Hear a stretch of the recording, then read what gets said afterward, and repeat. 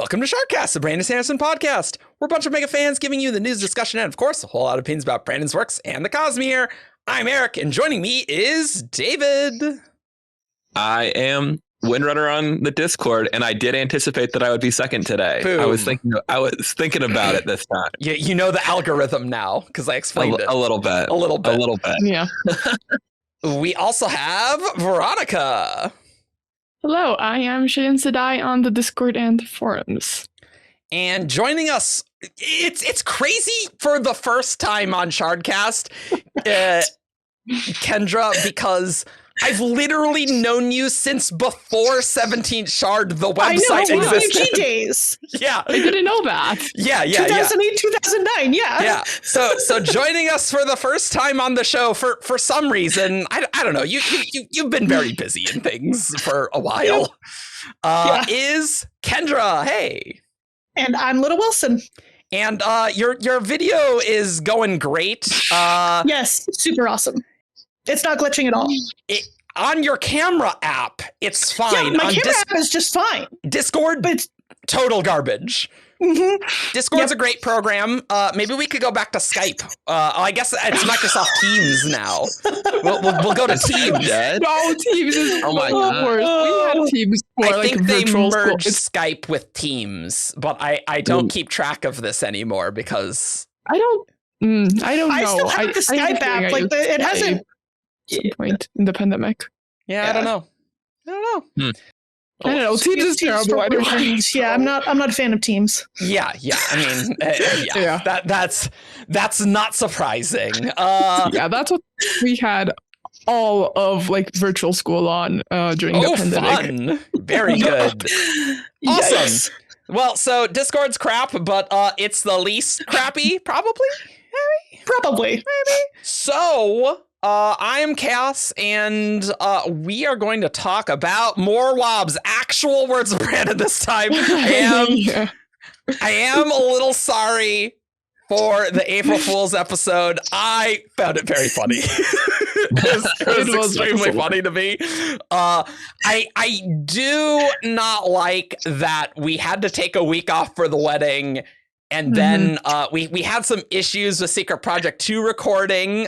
So that wasn't ideal. So I get that. So I apologize for the lack of Shardcast content. Lots coming your way. So we have honestly a lot of chatty bits, news, and actual show and tell to do. So that's what we got to do for a little bit. So if you we're not showing hair ties here. I did like how people were saying the hair ties are really what triggered that this was April Fool's episode from Argent. I'm like, no, he does that all the time. Like, what are you talking about? He showed toothpaste once. Like, that's a thing that happened on an actual episode. Like, come on. Yeah, I remember that. Yeah. So anyway, if you want to skip right to WoBs, there'll be a timestamp and chapter in the description. But we are going to be showing off some cool things. A few comments. There were a lot of comments saying, weren't Eric and Jess already married? And that's actually true. We just couldn't do the wedding due to COVID. So we had the wedding, which was lovely to see. Kendra and David. Sorry you couldn't come, Veronica. But then we wouldn't have. It was going to be really hard. Yeah. I mean, that's student life right there. College student life for international trips. So that makes a lot of sense. At least I managed to get the present there and to talk with you on video. Yeah, that was good. That video call was a disaster, but it was good.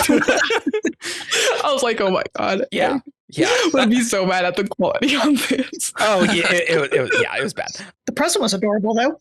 Yes, it was. And for news, Secret Project 2 is out, and I've learned that I should not schedule recording on Easter weekend. That's a bad idea, and I should just make the executive decision.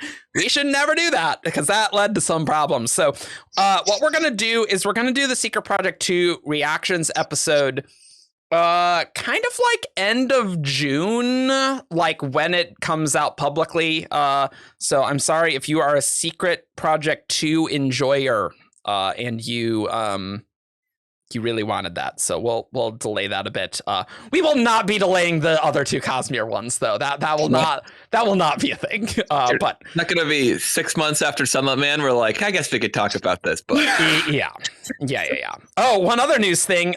This was honestly really hilarious timing. Our Twitter did get hacked, so that was fun. But probably the worst part, it was literally like 15 minutes after I tweeted the April Fool's episode on April 1st. Which, that was not good timing. But we have it back, but all our tweets are gone. So we'll see if Twitter support can restore them. So, but maybe it's clean slate, you know? Maybe. Was it a vengeance hack? Did somebody get fooled by the April Fool's joke and they were like, No. Too fast. No, that was sarcasm, but yeah, no. Cool. So last time we were talking that we didn't have our Cyberverse boxes, but now I do have the Cyberverse boxes, and I think everyone has them, so there's no spoilers. But check out this actual like hefty M-bot. Like this is pretty cool. I was pretty meh on the Hoid box, but this was pretty neat. There was a card set that had all of the slugs. That was a Go Fish set, and it was super cute. I don't have that on me right here for that, but I liked the Cyberverse box. That was good. And apparently the Mistborn box, Brandon is very excited about. Yeah, I have it. Yeah, there we go. It's so cute. Cool. And the cards are freaking adorable. Yeah, they're really cute. they're really good. They are just so great. Actually, that's good. I think. I think Dragonsteel has nailed like the cards like for like the Kickstarters, because we have the Stormlight ones, we have these, and they're all great. All right, and so also we have Tress. Wow, cool. I finally got it. I'm Sanderson. So we got it. I like there's like a texture to this front. It's really nice. Got the back. It's very shiny. And the physical Tress is extremely nice, I would say, and totally worth like the price for this. Like this is great. Mm-hmm. And it is nicer than your standard hardback book that you would get from. Yeah, even like the sort of hardbacks that like sort of have stuff directly on there, and it's not a dust jacket. Like there are some of those. Like this is a lot nicer than that, and like it's got the full color illustrations in there. This is very dangerous for me to like just flip through. But like you got, well, this isn't one of the full color ones. We have that, but there are a few full color ones in here. And it's really nice. Got the cute end pages and stuff. I think the first end full pages are like my favorite is part. Just like this one. Yeah. The less spoilery of them all. Yeah, I was going directly in the middle, and I'm like, that's probably not a good idea. There, because there's the middle one, and then there's the end one, and both of them are really pretty, but that's the less spoilery. Yeah. So there's also a Tress sticker in the box. Nice. And then we've got a bookmark that's all shimmery. Oh, it is very shimmery. And then on the back side, it's a closer up of Tress. The camera does not do justice of just how shimmery that is. It's very shimmery. It is very shimmery. Yeah. Insanely shimmery. And then there's the cover from the Kickstarter, and on the back, star chart. Yeah, like that's pretty sweet. And then for the pin, there's Finn. Yeah, the pins are cute. Good old Finn. That's good all old pin. The pins are very cute. I definitely think things would have gone better if the Tresses came out in January, because the Hoid box was not the most exciting box. No. So I'm sure that's not what they planned on. And then we have one more package, guys. Guess what? It's ta-da! White sand. That's what you've all been waiting for. I got it. We got the product. It's a year and plus a month since their Indiegogo, so we got it. So we got this. This is the fancy. It's very glittery, but you know it's nice. It's kind of neat. I like the style of that cover. I think it's cool. Yeah. I gotta be honest. I think I would have preferred just the regular one, honestly. But so then, huh? Did you apply your book plate? Yeah. So I wanted to talk about that. That it was all labeled as that it is signed. It's not signed. It's just a book plate. So and that's fine. And it is not actually false advertising because I just didn't read it carefully enough because it did say that it was a book plate on the original Indiegogo. So that's on me. But apparently you're just supposed to glue the book plates in. I don't know about that one. I don't know if I like book plates. So I mean, it makes sense. It sure would have been a bummer if Brandon actually signed the inserts and they destroyed 75% of them in there. Which honestly, that would have been really funny. It would have been hysterical. I kind of wish that's what had happened. So yeah, it's fine. I would have liked it in June of last year. Yeah, probably. That probably would have helped. Also, I think that what Brandon and the team does, where they send him like this individual pages to sign. I don't know how normal that is. I feel like if you get a signed book, normally they have to ship them the book, and they have to sign the books and then ship it somewhere else. So they probably weren't set up to do it in that way that we've become used to. And that makes sense. And also graphic novel printing is probably like, with it all being full color, is very different and harder than just like standard book printing. So I do get that. I just think if I quite realized it was a book plate, that I'm like, I kind of wish I just got the regular cover to sort of vaguely match the other covers and spines of White Sand that I have, I don't know. Yeah, I think it should have been called hardcover, deluxe hardcover with book plate, not signed hardcover. Yeah, that would have been that's good. Just me. But Joff says that apparently this is pretty common, but it's not common for Brandon things. So I naively just bought the highest tier thing as quickly as I could and didn't read properly. So that, that's on me. That I think that's what Dynamite was hoping for. That's what happens when there's only 1,000 available, Eric, is that people just go for it. Yeah. So yeah, like, oh no, I got an unsigned one without a book plate. That would have been horrible. Like, yeah, who cares? Like, that's I don't know. Although it will be harder to get signed things now that Brandon's not really doing signings and stuff. So that is harder. So I don't mean to be glib about that, because that could be a big deal, but I don't know if White Sand's going to be the thing that really broke your heart if you didn't get it signed or not necessarily. They'll offer numbered copies of the prose that is inevitably coming. Oh, good. Oh, good. Great. Very good. Cool. I think that, does anyone else have any show and tell and things? Yeah, I do. So, okay.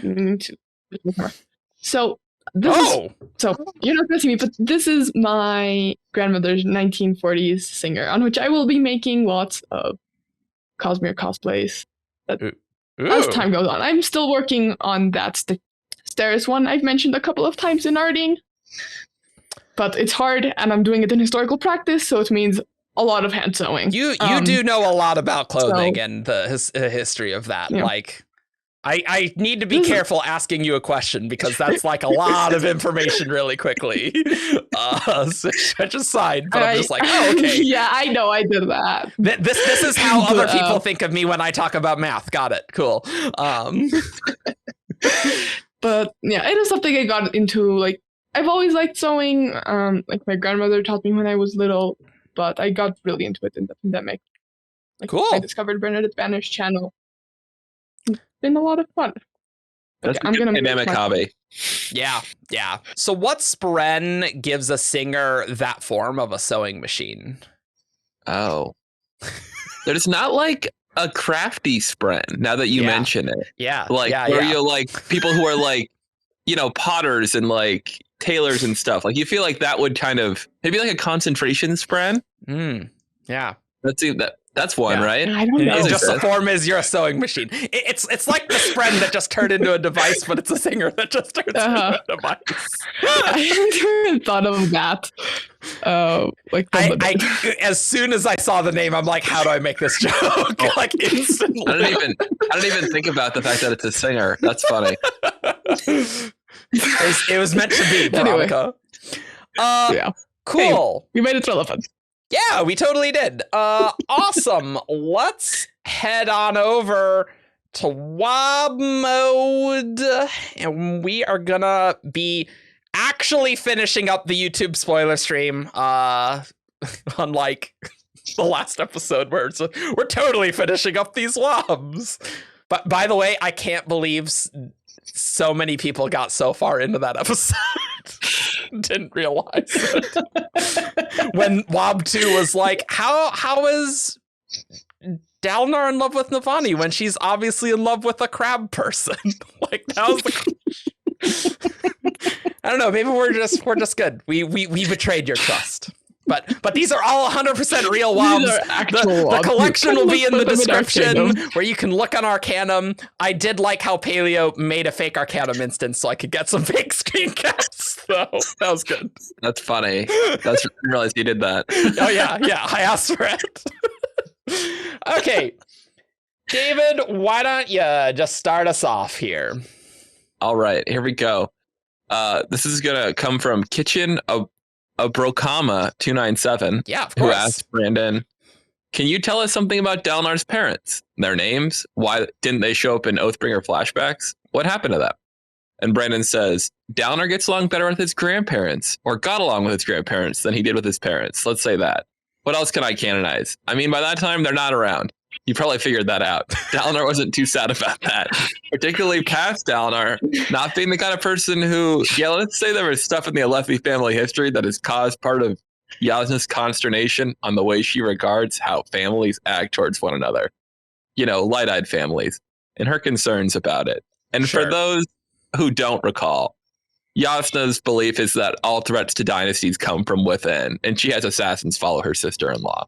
So that's her approach towards family based on the Colon family history, I suppose. I mean, that makes sense. Yep. There. The Colons, I mean, they're evil warlords, basically, and just made the protagonists, so they're not super great. Yep. I don't think, it mentions his dad periodically, and I don't think he was that present.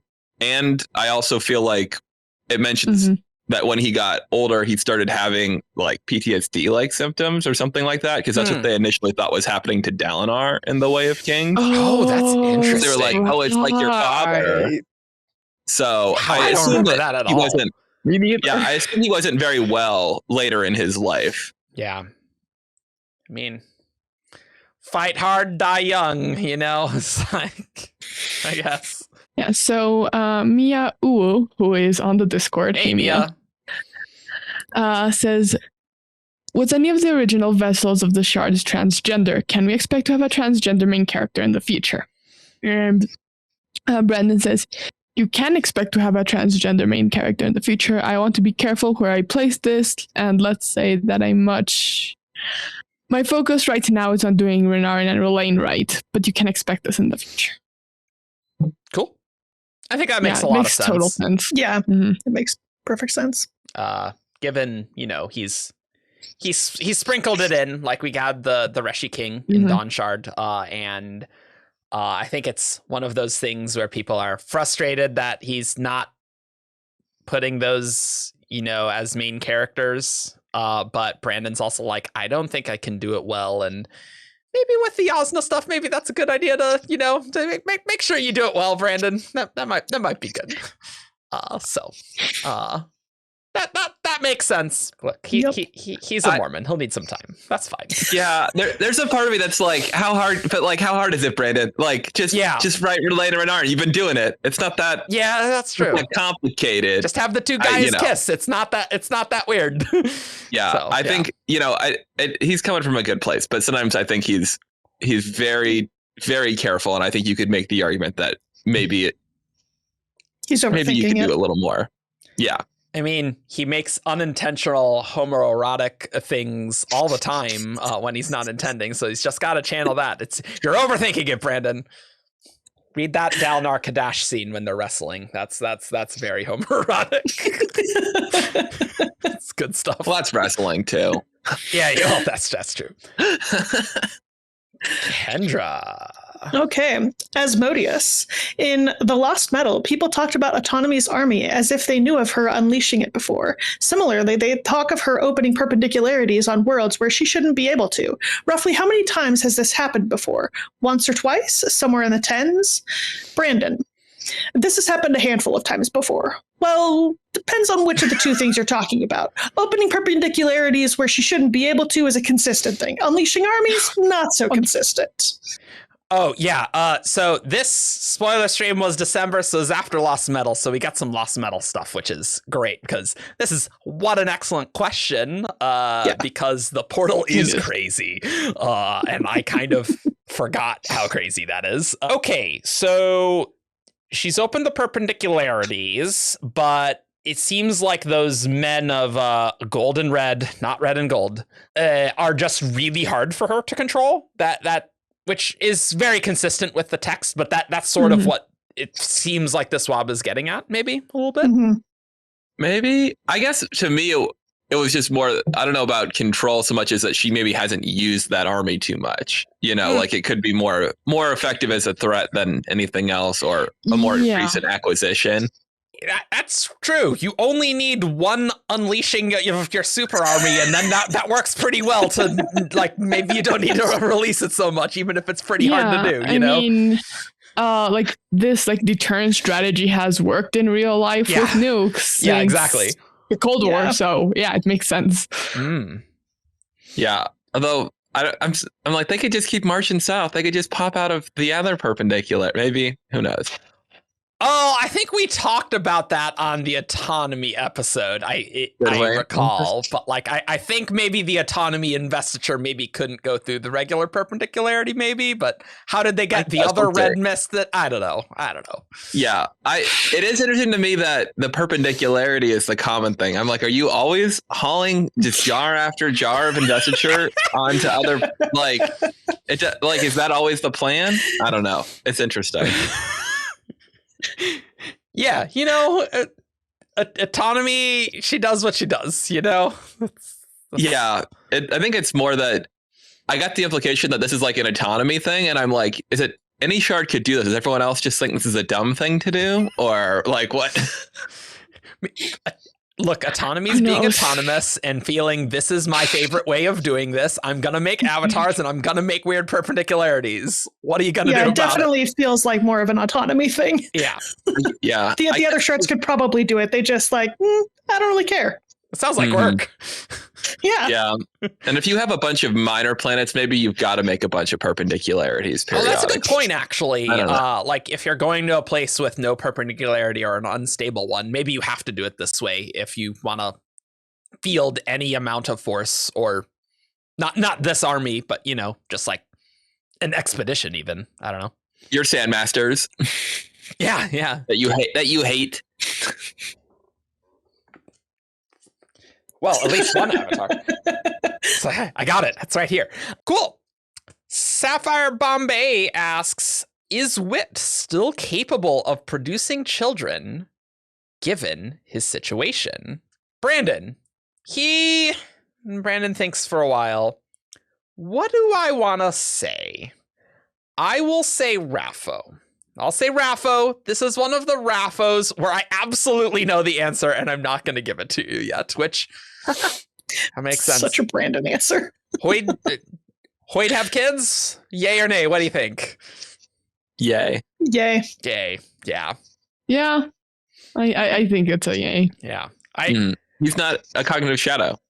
Yeah, that's a good point. Yeah. Yeah. Why would there be any restriction necessarily? Yeah. I want Hoid's descendants and the Lord Ruler's descendants to fight.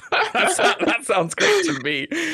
That's what he's doing in the background, actually, in Well of Ascension. It's a big, fight. That could be it. Yeah, I do feel like this is this is going to be relevant at some point because of the way that Brandon talks about it. Like he's like, "Oh, I've thought about this." Mm-hmm. Yeah. And Yeah. I don't know. Hopefully, Hoid's child will not be ruling the Alethi monarchy. But True. Could be in the future. That's a good point. Yeah. Yeah. That's very weird to think about for sure. It is. Yeah. Yeah. I don't think you'd want Hoid to be your dad. No, you That's absolutely wouldn't. No. He has major, like, he's not a bad person, but has like a lot of absent dad but nice energy type vibes, you know? It's like, yeah, you know, I'm just on another planet for like 500 years. Bye, you know? It's like, oh, okay. Maybe that's a thing that happened and he's like, you know, that was a bad idea. I should not have more kids because I made mistakes and I realized that. Like, that's actually super plausible. Yeah, that's something Brandon hasn't done. Is an immortal with a mortal child. Yeah, that hasn't come up before. Yeah. Oh, yeah, that hasn't come up. Yeah. Because like Jezreel is immortal, but Shalash, his daughter, is also immortal. So yeah, and same with Raboniel, and you know, yeah. Mm-hmm. All right, David. Oh, this one. Oh my God. I'm getting good ones. Here we go. Oh, it's been so many months. Like usually we're a little more prompt on these ones. There's been a lot of stuff with secret projects and stuff. Usually we have one book a year, right? But this one. Oh my God. Oh yeah. All right. So we have, this one is from Stricken with a C, but no K. In The Lost Metal, it mentions Autonomy having avatars in other worlds. In Shardcast on Cell, Jaddeth speaks directly to Worm, who then propagates his will down the hierarchy. Brandon, yes. Back to Stricken. Within the religion, ambition is rewarded, but only if it aligns with the orders of the hierarchy. That sounds familiar to the philosophy used in the set, but replacing Jaddeth with Trell. Is Jaddeth an avatar of Autonomy? Brandon chuckles and points at the screen in a very satisfied way. Raffo, you're a very smart person. So yes. Yes, the answer is clearly yes, Brandon. And then an unBrandon-like characteristic goes, it's pronounced Jaddeth, by the way. That is one of the YJs. So I will say this. Here's what I'll canonize. There is something happening and the people there legitimately believe and have reason to believe that their god is going to return. And I have said before many times, not true, that book 2 of Elantris begins with the return of their god because they've said God can't come back until everybody converts, but they've found a loophole. They're like, well, except those heretics in Elantris, and also that other little place, that tiny little region that's over in the mountains where they talk about roses, they don't count either because they're not actually part of the planet. So that's something to look forward to. If I ever get around to writing Docor, it's the return of Jaddeth, the god of Shardcast. This is crazy, and it's going to be the title of the video, by the way, because like it's not a yes, but it's a yes. It's basically a yes. Come on. Yeah, I am so glad that, I mean, it's not confirmed, but it's basically confirmed because I'd always liked this theory when it was brought up on like. I haven't heard this one before. I'd heard it from Drew on one of their very first Thinking Out Loud episodes, I think. Okay, that's very good. Like, Brandon has repeatedly, and we will see later in this episode about Mistborn Era 3 and alternating Elantris sequels. He said it again. I thought that wasn't part of the plan anymore, but he said it again in this stream, so I guess it's still part of the plan? I guess. And from the way he's been talking about it recently, because he's brought it up a ton, like talking about the future of the Cosmere and how he's going to move on now that Era 2 is done. And Stormlight, like the first half is close to being done. Well, close. It's the next book other than the Secret Project. It's the next big one. Yeah. It's going to be really interesting. Like, not only style-wise, because Elantris was his, like, first published book. So you could have this ginormous jump to his skills now, particularly after a Secret Project where he's experimented so much with voice and, like, trying different things. Yeah. But also, just the sheer time jump. I mean, the Wheel of Time, Stormlight, so many things have happened in the middle of that. Yeah. And like probably you couldn't even read Elantris as a series because I am imagining these are going to be very gloves off. And the original one isn't at all. So I don't know. It's going to be really interesting to see it. I am very excited. Mm-hmm. I do think it's going to be a little bit like trying to watch Captain America movies as a trilogy, where you're going to like get to it and you're like, wait, I feel like I missed something here. Like you absolutely did here. Yeah, that's a great analogy, actually. It is. Yeah, and I feel like, has he said? I don't know. Actually, I don't remember. But we don't even know anything about that third one either. So you're just like, when is this going to be? Yeah. But I did really like the observation on this about the hierarchy, because that was something I hadn't thought about. And then when you look at the structure of the Sandmasters and their 8-level hierarchy that is incredibly strict, you're like, okay, there is a theme developing here with autonomy. Yeah, there's not only with the Trell stuff, but and the Sandmasters all the way. And okay, so this is crazy as well, because the Skazi are are very important for the politics in Fjordell. And we see, one in the end of the anniversary edition of Elantris, which is a great scene where Hoid is trying to get Elantrian powers, and now, hey, what do you know? It took a while, but so that's very cool. So that's just interesting that if Jaddeth is like an avatar of autonomy, how that's related to like these Dominion splinters of the Skazi, right? And remember, Dominion's vessel is named Sky. I would get the cat, but but I think Brandon pronounces it Skay, which thumbs down. I don't like that. I don't know. That's just very interesting, because we don't really know how Devotion and Dominion interacted with any of the other shards. We just know Odium went there and killed them, and that's it. And I mean, that's interesting too, because we know that Odium and Autonomy like have something going on there. If it's an alliance, how exactly that relationship works, we don't know yet. Yeah, for sure. But we know they have some kind of relationship, and so like what was Autonomy's role in the splintering of Devotion and Dominion? If Autonomy had any role there, or if Autonomy just like came in like to plug that hole of, well, there isn't any God here anymore, this is useful for me. Who knows? Yeah, I think that last part is very plausible, that it's like, oh, Odium took care of it. Like, okay, cool, I'm moving. I'll get there eventually. And okay, it's really like, now that you think about it, there is just so much like stuff that is similar between Trell and Jaddeth. Like, they talk about how Jaddeth was like a god that cared for the souls of rocks under the ground, and has like in time been changed into this other sort of thing. No, that's true. Like, it's that's just true. Like Trell. Yeah. That's crazy. Yeah.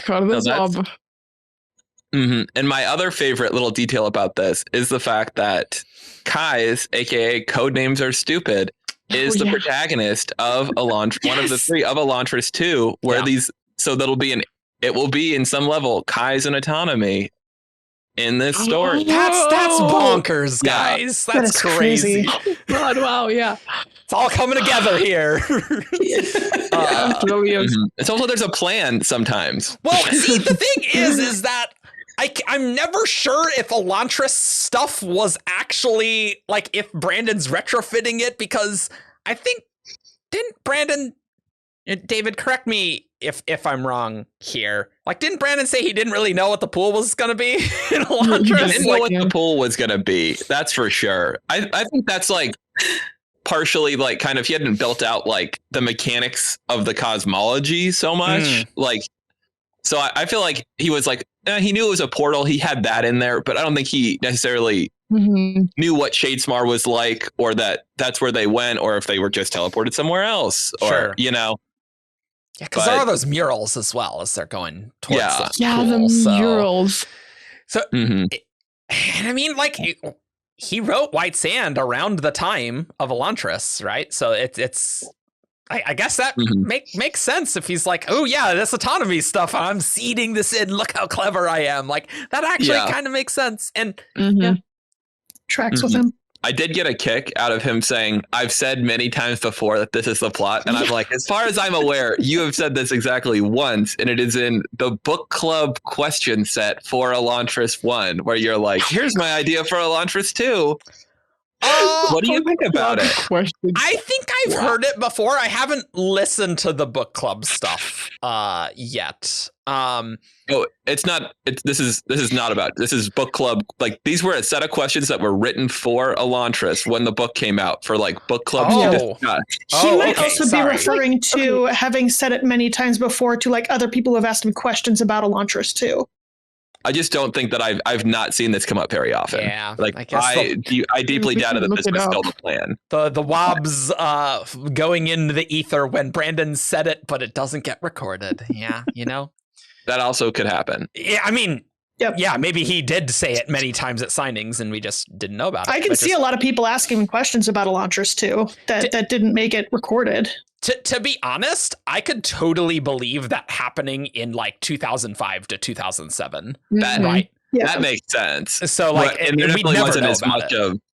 Yeah, there wasn't as much intention on Brandon at that point. So. No. Yeah, like, and the fandom was so underdeveloped there at that point. So like, there would be no reason to like. Yeah, but though Brandon does tend to be like, I've said this plenty of times. I'm like, did you know? But at least in this case, I can buy it. But wow, crazy, Skazy stuff, autonomy stuff, Dakor stuff. Apparently, the title is going to be Dakor. Yeah, I opened Arcanum and I just searched like Elantris 2 on basically all of the WoBs that aren't Lost Metal related. Are just like lists of like what are the like his plans for the Cosmere. There you go. That sounds about right. And also the first one that shows up is one of David's questions. How? What 2012. Why it says I've had questions. I have no idea, but yeah. So let's actually move up the one that is about Kais. Rip Evgeny, who couldn't be on this episode. I know he had some WoBs here, but his internet's been down for over 24 hours. So pour one out for Evgeny, folks. Probably be out for another 48.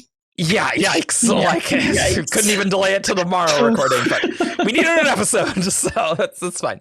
But Veronica, why don't you read this Evgeny WoB? Argent asked, we've always understood Elantris to be one of the earliest books in the Cosmere, but we see Kaise as codenames in the Lost Metal, one of the latest books. Has the timeline contracted significantly, or are we just looking at the typical Shadesmar time dilation tricks?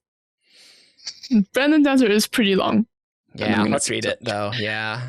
So here's the thing, Argent. I'm not going to be able to give you strict timelines until I write Elantris 2 and 3. So my plan originally, which might have been a bad plan, was Elantris 2 to take place 10 or 15 years after Elantris 1.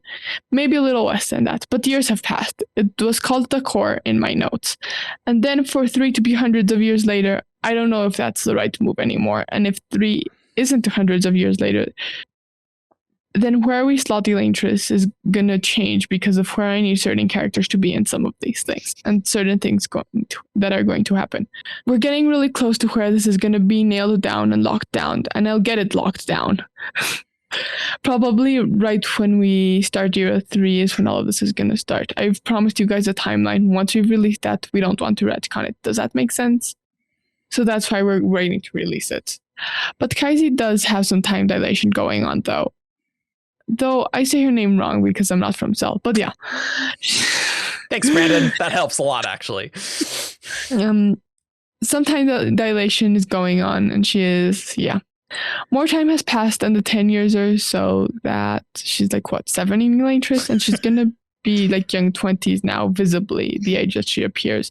I believe something like that. So yeah, there you go. There's some information for you on that. I'm playing loose and free with this until I really get down to writing these. My loose plan is to still write Mistborn Era 3, Book 1, Elantris 2, Era 3, 2, Elantris 3, Era 3, 3. 5 years of writing there that I can't even really think about until I've got Stormlight 5 in Tor's hands, if not your hands. Makes sense. Fascinating. hundreds of years later for Elantris 3 is spicy, though. Like, I think I've never heard this before until this, right? I hadn't heard it before. That was new. Yeah, that's new.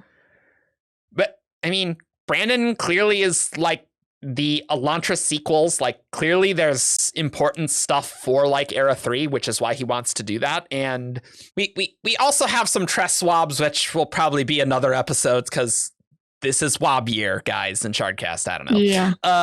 But yeah, Brandon's been reiterating that, like, yeah, there'll be a timeline eventually.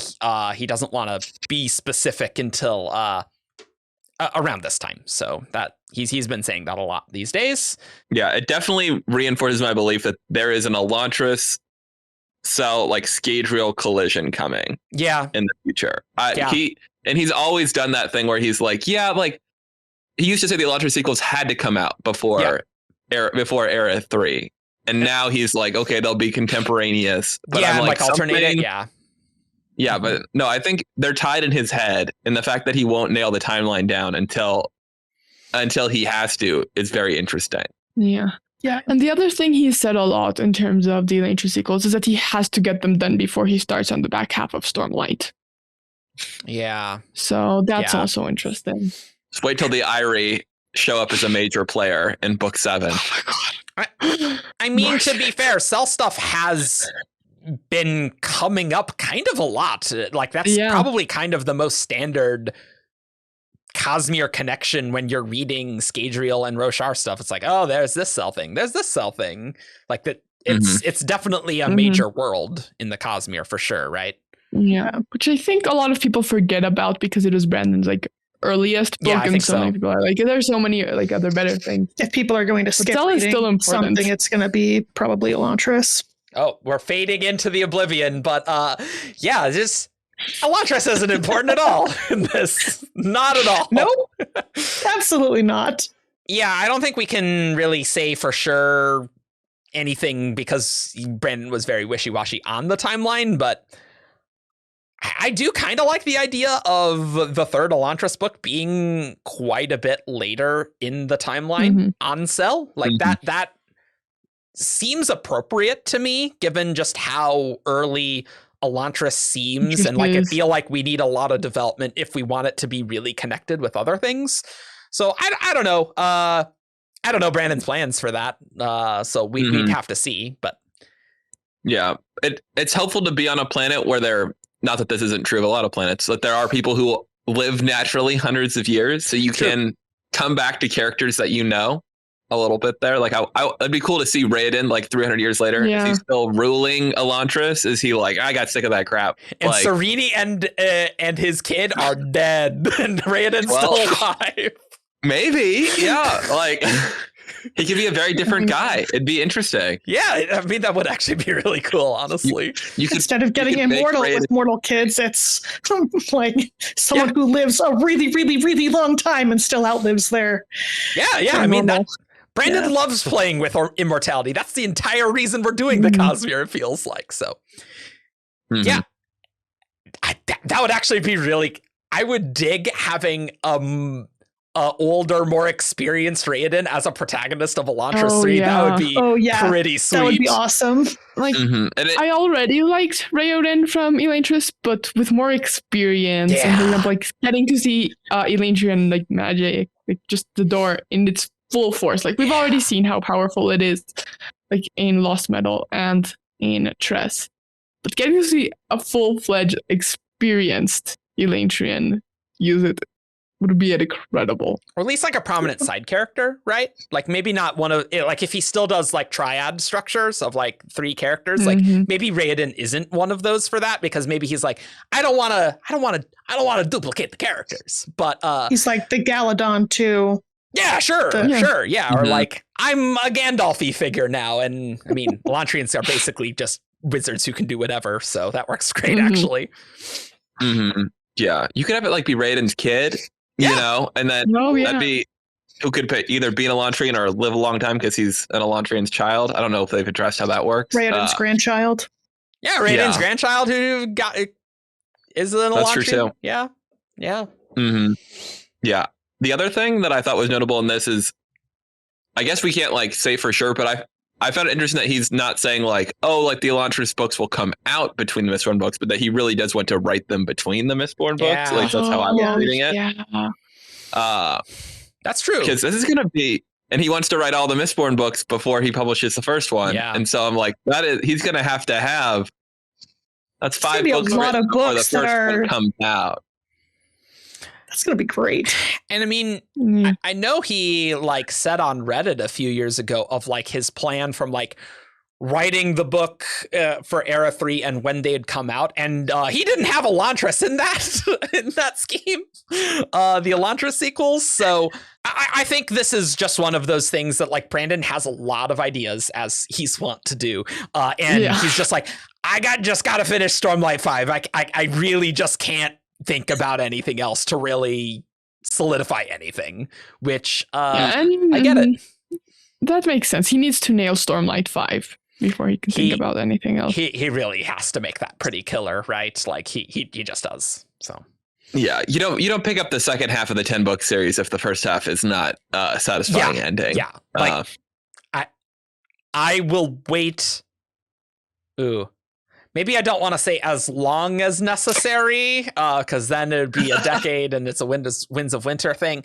I would be totally fine even waiting another year for Brandon to really kill it with Stormlight 5. Maybe that's a hot take, even if it's not 2024. But I'll give him an extra 6 months. We're getting enough books this year. We're going to have lots to talk about. It's not like we're going to have a content drought before Stormlight 5. Yeah. But like he just really has to make it good. And the great thing with Brandon is I have complete confidence that he will consistently write and put out products. Like I have total confidence about that, right? Yeah, that's true. He at least won't be doing that thing where he's like, I've written pages and pages. And you're like, well, how many pages, Brandon?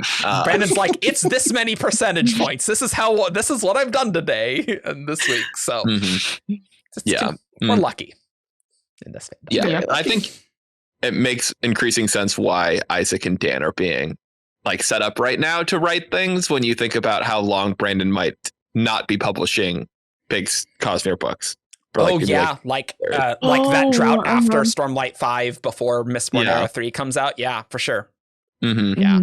The good news is at least when Brandon's like mostly done with a Stormlight draft, or at least the first main draft and like one revision, he can start thinking about other things as he starts to do other revisions. So like there's lag time from when he's done to when it's published, and so that helps a little bit. But yeah. Cool. God, I want Stormlight 5 though. So I also if anyone's in the comments like I cannot wait longer for Stormlight 5, I do get it. I really want the book. Yeah. Don't worry. But it would just suck to get at the ending and feel deflated and sad. You know, like you just really want it to a killer. You might feel sad. I think you might feel sad. I've always said I think a lot of people are gonna die. So a lot of people are gonna die, but it's got to be good. I fully expect to cry. Oh yeah. Is that like recently with Rhythm of War and Lost Metal, like some people are a bit more skeptical of like Brandon like finishing things. So people weren't that happy with Lost Metal, and there's a whole plotline in Rhythm of War that people were more divided on. And so I can totally understand why Brandon would like need the time to really nail it so that. Yeah.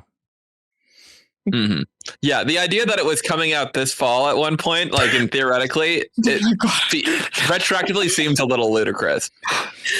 He probably didn't plan so much Hollywood stuff. What's going on with that? We have no idea. But all the streaming services are like, maybe a big series, maybe we don't want to do that. That's what it feels like to me. Yeah, he might have got a little ahead on that one. But also just like revision time of 4 extra books, which like, come on, Brandon, you like, it's like I wrote the book, it'll be fine. It's like you know that takes time to revise these things, but like he's like basically done with Sunlit and like it's going to print, right? So like there's only so much that can happen from there. So I think this last half of the year will be very productive for Brandon, unless he finally gets around to. Not Alcatraz. Shoot, Rhythmatist. Oh yeah, I'm sure that'll be right. That's going to be. I don't know if he's going to write that one. That might be one of like the Dan collaborations. he wanted someone who knew about like South American Mayan culture. And like have a co-author. And I don't know if he's found one, but I think if he could get that out like after Stormlight 5 and before Era 3, that'd be great. But he just has to find the right person. And I don't think he has. But yeah, and like I've like on the one of the many threads where people ask, and like I was like, I haven't found a co-author. I was like, JC Cervantes is a great option for that. She has the knowledge. She's really nice. I've talked to her about a couple of years ago. Cool. And yeah, I mean, she's like, it's not that exact type of collaboration, but she's done things for Rick Riordan's imprint. So she knows how these things work. Yeah. I think he's also just like not ready to co-author it even. I feel like I don't think that that's a project that there's space for right now. Yeah, that's got to be like, that's post Stormlight 5 thoughts. It's like, I can't do anything else. Wow, we talked about that a lot. Kendra, you're up for the next one for more Lost Metal stuff. Speaking of Lost Metal and endings, we got plenty of that. B-Till232 says, where and how did the set learn about hemalurgy initially? Hemalurgy did not seem to be common knowledge, at least to Wayne and Marasi when given the book by Marsh, but the set seems to know all about it anyway. Brandon. So yes, it was not common knowledge. There was some help from Autonomy on this, but it also involved the interrogation of somebody on world that did not want to be interrogated. And then a whole lot of experimentation. They had years to play with this. They didn't come right out of the gate knowing exactly how to do it. Who is being interrogated? Yeah. I think a lot of people have proposed it might have been Spook, after he retired. I think it's got to be Spook. That would make sense. How could they have possibly, I guess Mistborn can be captured and caught off guard. But I'm like, he is the only Mistborn in the whole world at that point. And the set captures him. And maybe, I don't understand anything about what he and Kelsier got up to post Secret History, but they were like, let's start playing with spikes. He could have upgraded himself substantially. He may have made the bands. Spook may have done that, right? Well, we have reason to believe that Kelsier would have had trouble now. Yeah, right, exactly. My thought was a Kandra. The Kandra know a lot about hemalurgy. Sure, that's fair. Yeah. I was trying to think if there was any way it could be. When did the set definitely first have spikes? Was that in bands the first time we saw them themselves using spikes? That's when we first saw them. They may have had them earlier. Certainly Paul mused them and Bleeder was vague. There was some vague allied interplay, but they weren't super friendly. So they may have known stuff then. It did sort of seem like the hemalurgy stuff was sort of long running. And there was Edwarn's plan with the breeding program, right? And then there was the hemalurgy plan. That's sort of how it seemed like. So yeah, and there is that one sketchy Alloy of Law annotation mention of Miles having spikes or having a spike. Oh yeah, that you're always like, okay, is that actually true? Because it's never come up again. But I mean, wouldn't be surprising about that. Given Lost Metal and just that cycle, just having a Trellium spike or something. I don't know if Miles had a Trellium spike, but they could have had this knowledge for or at least some rudimentary knowledge for decades before Lost Metal. I think that makes more sense. I was thinking initially R'hllor when he got messed up by them in bands, but I don't think that they ever had him for questioning. It seems like they mostly just blew him up and then he dragged himself back to Elendel. He wouldn't even be useful even if you did have him, right? Without that spike, they didn't have that spike. Yeah, I just don't think it would have worked. Yeah. I think a Kandra or Spook is probably I think Kandra is a very good candidate for who was interrogated. I think it's Spook though. I gotta be honest. Maybe they tortured and killed him. I don't know. That's an awful way to go for a protagonist. This protagonist lived, and then at the end of his life off screen, he was captured and tortured for his secret. Okay, well, when you put it like that, yeah, you're not wrong. But you know what? I like characters to suffer, so it's good. Maybe Yeah. he's still Yeah. around. He's got healing. Maybe if he spiked himself, he could come back from it. But then you gotta, you don't let that guy live after you've. Yeah, I don't think you do. Maybe they didn't have that option. Maybe Kelsey They are incompetent. That's true. They are. They're not very good at their job. No. Wasn't there some wob about like maybe not directly, but like Kelsier might have set them on that path? Yes. Oh yeah. Rather than the Kelsier episode, and I think that might have to do with it. I think we're going to get it in this episode because we didn't get it in the last swab episode. So we'll talk about that. So probably endless swab episodes. Yeah. Let's go to the next one. Senjox asks, we've seen in both Secret History and Rhythm of War that a shard's power has a will of its own and can reject a vessel if it's not adequate, like Preservation with Kelsier, and Tempt if it is like Odium with Teravangian.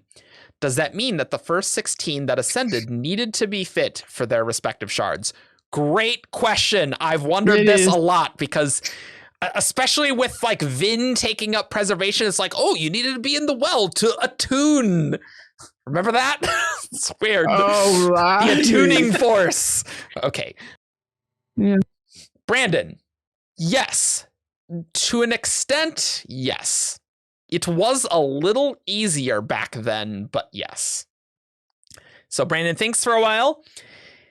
Yes, so why am I hesitating on this? Not all of the 16 could have taken any one of the 16. So not all the vessels could take any of the 16. But the flexibility of which ones they could have taken was much greater than you're perhaps anticipating right now. There were certain shards that they deliberately had a person pick up that they thought would be a better controller of that shard, if that makes sense, rather than picking the person who is the best match. So there you go. Oh, okay, I see. Like he totally tracks with Ruin. Yeah, exactly. Like someone might have been more destructive potentially, but they're like, that's a bad idea. I'm gonna choose Ati. He seems nice. It'll be fine. Type thing, even if it's not the best fit. Mechanically, why? I can see why it could be easier right after the shattering. That it could be easier to pick up. I'm just not sure exactly mechanically why that would have changed, because I don't think vessels holding the shard really change the intent of the shard, right? Like that, I don't think that's really a thing, that they leave like a lasting impact on that core intent of the shard, right?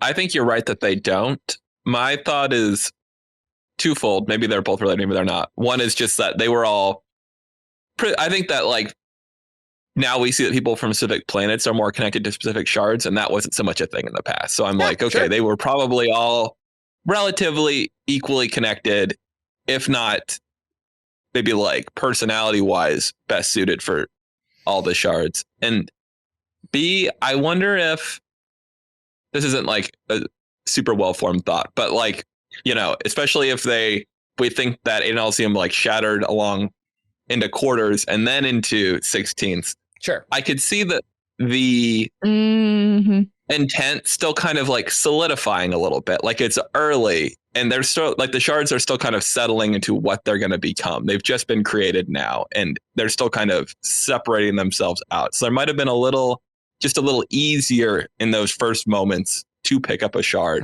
than it would be once they'd kind of settled into what they were going to become. Yeah, like it took me a moment to figure out exactly how this sounded like, but I think I'd make an analogy a little bit like to the time like post Big Bang where everything was like settling. That's exactly what I was thinking, Veronica. Yeah. And like to how it now, and like obviously that took like hundreds and thousands of years and however long it was. But it depends exactly what you're referring to there specifically. But but a lot longer time. But I mean, it makes sense that because they were so new, the divisions were so new. Like they were still like trying to like figure each other out because they were all still part of like this one thing that was Adonalsium, whatever Adonalsium was. I wouldn't be surprised if they didn't exactly even quite perfectly understand what these intents really were at that time, right Also after the true. shattering, right? Like, how much would they even know? This is an unprecedented event. Like, clearly they like, oh, this is sort of this ability, right? Which is why they would get the best controller on it. Yeah. They can sense something, but yeah, the full intent was probably not noticeable there. And Maybe. some of the shards have like vaguer, like less clear like meanings, or like what they do, because like Honor's pretty straightforward, Gruen is pretty straightforward. Autonomy? What is that? I don't know. You would think autonomy would kind of be straightforward, but it's not.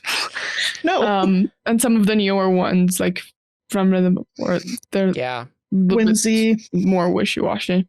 It's just like, how much time did they have post-shattering before they, like, how much consideration? Because, like, Sazed did not have a lot of time. It's like, I got to make a call right now, you know? Like, how much time was there? Really? Yeah, well, we don't know. Like, we know there was a plot and there was a plan that they executed, but we don't really know what they may have known they were going to become gods, but they might not have known what the intents were going to be. We don't were they like, okay, and after we kill him, like, Audie, you're going to go for the destruction one. Like, did they have that level of knowledge? Or I doubt they had that level of knowledge before the shattering. I think they probably would have been able to sense the intent, at least a decent portion of the intent after the shattering, which would explain that the better controller from Brandon's answer. But before the shattering, I highly doubt it.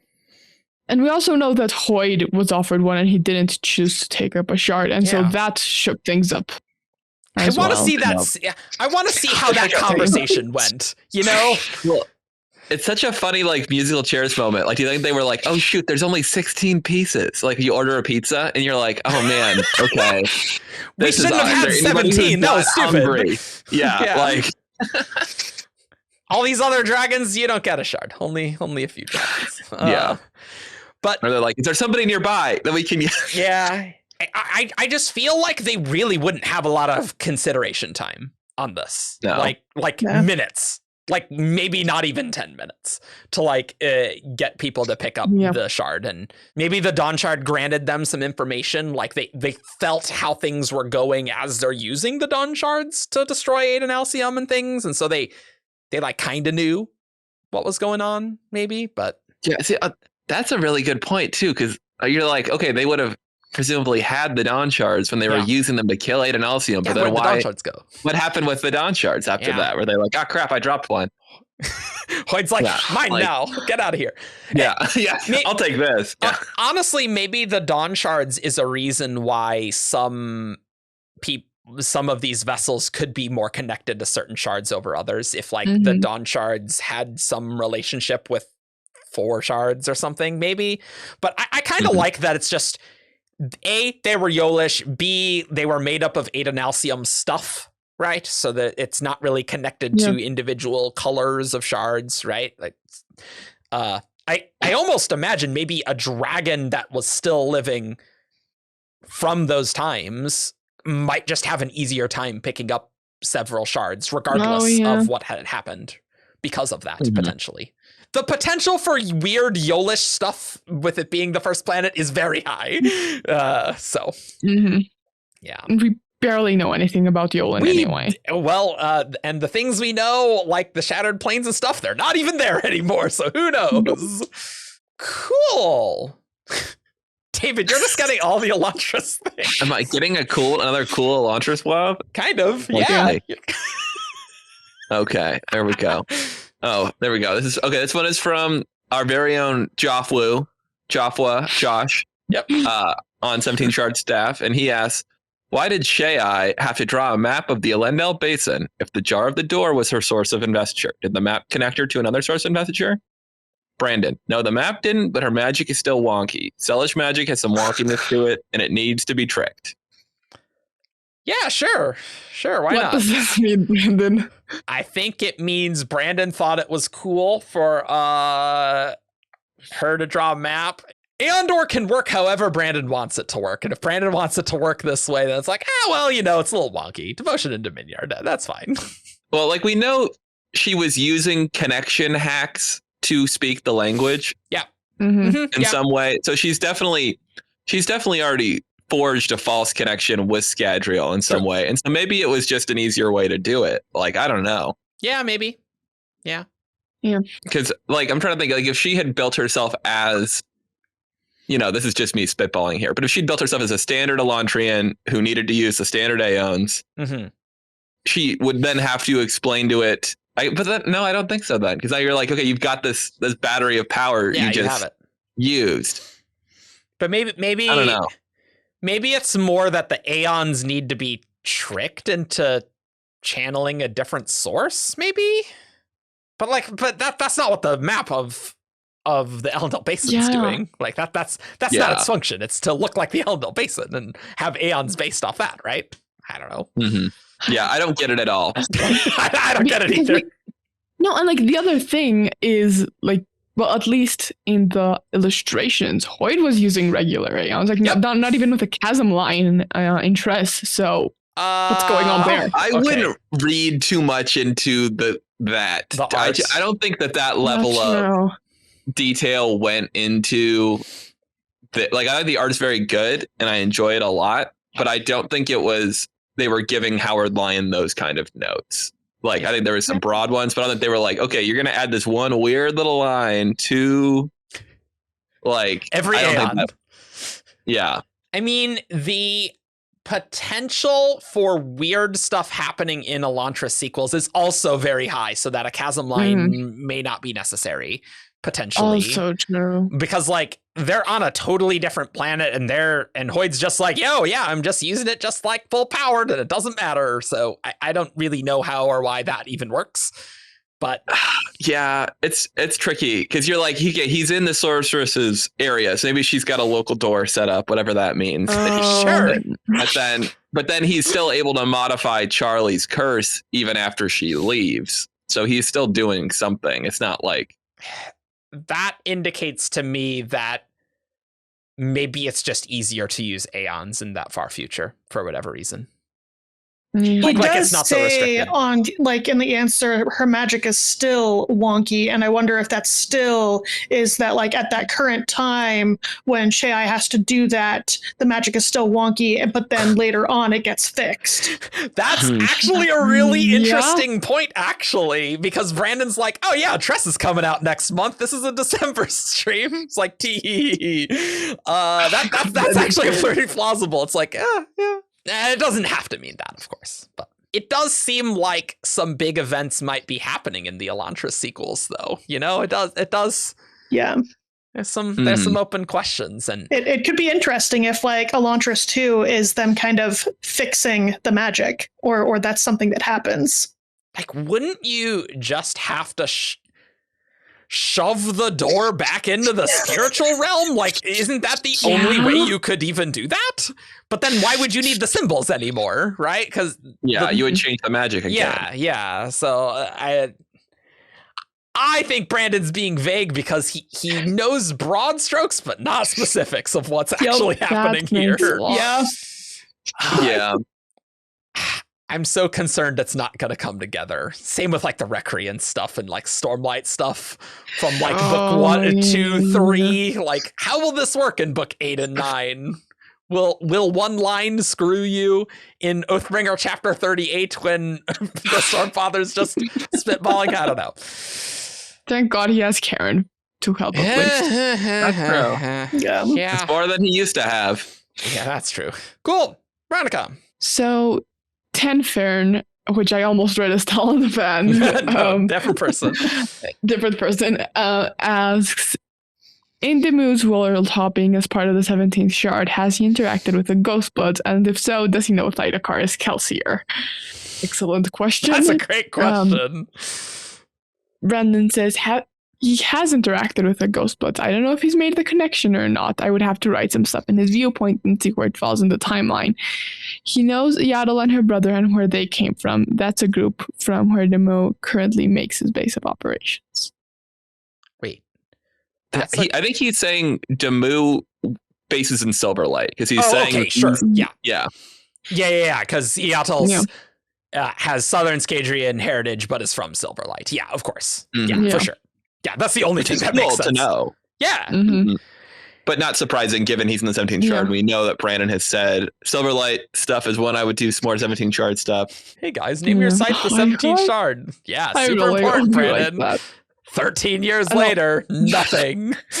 It would be really fun if when he does like the 17th shard, if he does the 17th shard stuff in Silverlight. Yeah, there's a lot of bucks. If like there are like some cameos, because he told us this ages ago.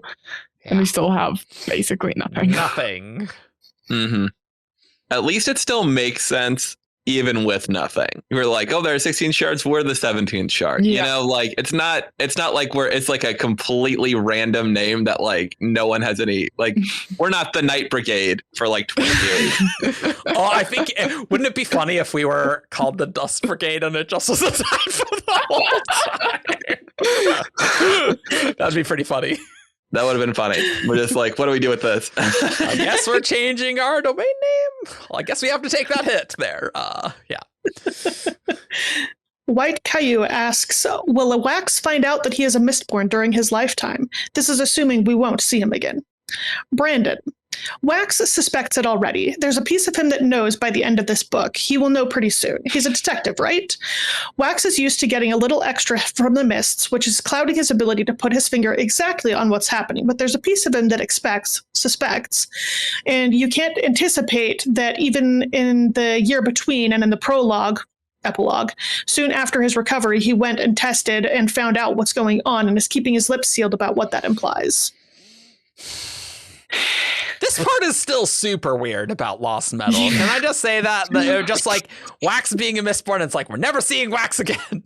So, like, it's a little wonky. Oh, I love it. I kind of love it, actually. Yeah? Oh yeah, I think it's cool. Honestly, I've seen some people be like, it should have been referenced in the book that he knew, and I don't actually necessarily agree with that, because I do feel like you could kind of guess that he probably knew when you're reading it, you know, like I don't think we need to always make this sort of stuff explicit. Sure. And he was already in the moment wondering, like, you know, when he pulled that vial into his hand, like 3 days afterward, when he's like thinking about everything that's happened, he's like going to be like, that was pretty weird. Yeah. You know, and he's going to do something about that. For sure. Like, I guess the main thing is that if Wax has another kid, then they could have like some strong allomancy because of the Loracium. Yeah.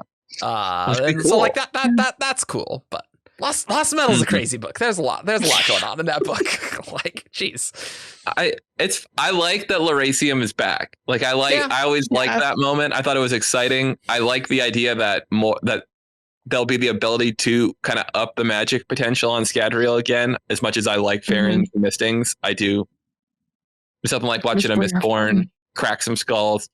I am curious exactly how weak a Mistborn he is. Like, I feel like that wasn't necessarily addressed. Like, I'm like, he got like microscopic amounts. Like, is he like pulling a vial the most he can do, or like? Yeah, sure. Yeah, he could be a weak Mistborn. Cool. Ooh. I'm getting all the shard ones. I'm fine with that. This is the stuff I really love. Rashara asks, can shards lie anytime they want to, other than when they are bound by oaths and such? Brandon, yes. Anytime they want to might be a little, but that caveat you put on there are instances where they can't, but you should assume that they are able to more often than not. I'm sure we've seen instances of it in multiple places in the books. Their duty to randos, as we might say, is much less than interacting with one another. Which, I never had any expectation that there was like some Fae stuff where it's like, oh yes, I have to always be honest and talk around being honest. Like, I see no reason why that would need to be the case for shards. So this makes perfect sense to me. Like if you make an oath about a thing, that would be different, but like to just random people, then nah. Yeah, like I think you could think about it like Odium would be totally capable of being like, I'm going to attack you next week, and having that be a lie. But like his deal with Taravangian that he made before Taravangian took over, I believe that was binding. I don't think he could have lied about that. He made an agreement, and if a shard makes an agreement, you do get, or at least there are consequences for breaking, as opposed to being unable to break it. Yeah, like the power's bound to that. So yeah, you have to. So. And honestly, I'm kind of glad that Brandon went this route, because trying to figure out like Aes Sedai like wording where it's half truth, half lies, skirting around things can be exhausting sometimes. So I'm glad we can. Yeah. Like, I'm sure there's some shards who are like, I usually tell the truth, but like, there's a time where I would lie. I have to go back through Era 2, but like, is there any point where Sazed's just like directly lying? Like, there's definitely a lot of lying by omission. Brandon really needs the lie by omission part to be very fundamental if you're divine, because they just know too much, right? Mm-hmm. Oh God. This one. Okay, here we go. Oh, what are the odds that does someone move something? Because I feel like the odds that I have to read my own defeat out loud. Okay, to be fair, Veronica did move it because she wanted to read a particular one, not specifically to have it be you necessarily. There we go. Yeah. All right. Here I go, reading Lutheran Telescope's WoB where he proves me wrong. Let's launch into it. At the end of the Lost Metal, we learned that Marsh will be using ATM from the Yet Metal experiments to stay alive going forward. However, Peter recently revealed, and you confirmed, that the ATM in Era 1, which stored youth, was actually a mix of ATM and Electro. How will this continue to work to keep him young? Brandon, they're going to have a different term for pure ATM and for what has been known as ATM, what they're making. It's not hard to get the right mix down for what he needs to stay alive. It is hard to make enough of it to keep him alive. Well, not hard, but definitely not scalable to more than one person. How about that? They're able to do it. You've just got to make an ally.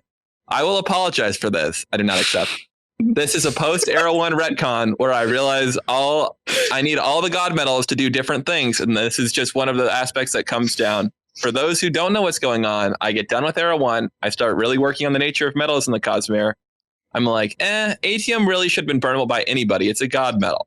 The way god metals work is not in line with how I've made ATM. So what they call ATM has to have trace elements of something else. And then there's a pure form of ATM out there that would be the true pure god metal. That is one of those unfortunate retcons when you're doing all this continuity, and it works just fine in the books because of that way ATM is being made. It's a pretty complicated little process there in the pits of Hudson.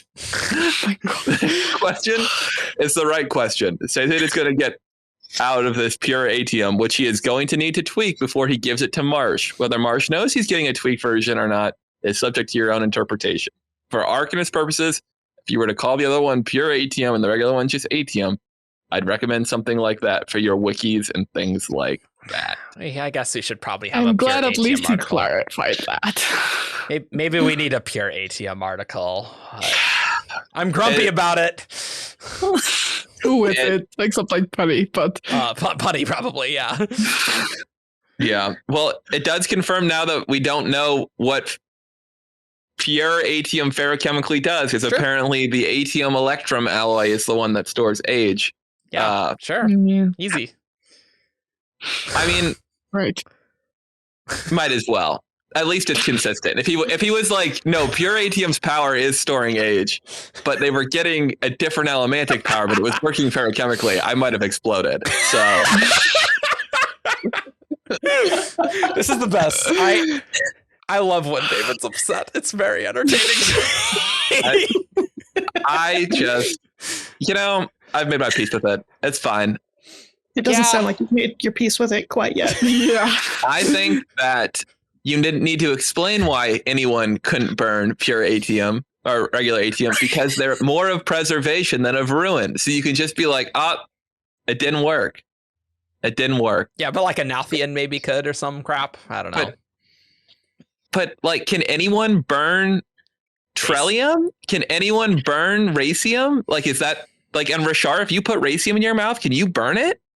Like, that doesn't 100% make sense to me. So I don't think that this needs to be a Cosmere wide rule in the way he's saying it does. That I will say. There must be some reason why Brandon thinks that's important, right? Yeah. That like, we're not seeing this because we have the full picture, right? But I do agree with you that there are definitely other explanations that could work for that problem. It might be more specific to like because Scadrial, the Scadrians are able to burn the metals, and anybody can burn Lerasium, and Lerasium is a god metal, so anybody should be able to burn pure Atium because Atium is also a god metal. But it's specific to Scadrians. So his saying anybody is able to burn it is not anybody in the entire Cosmere, but more anybody on anybody.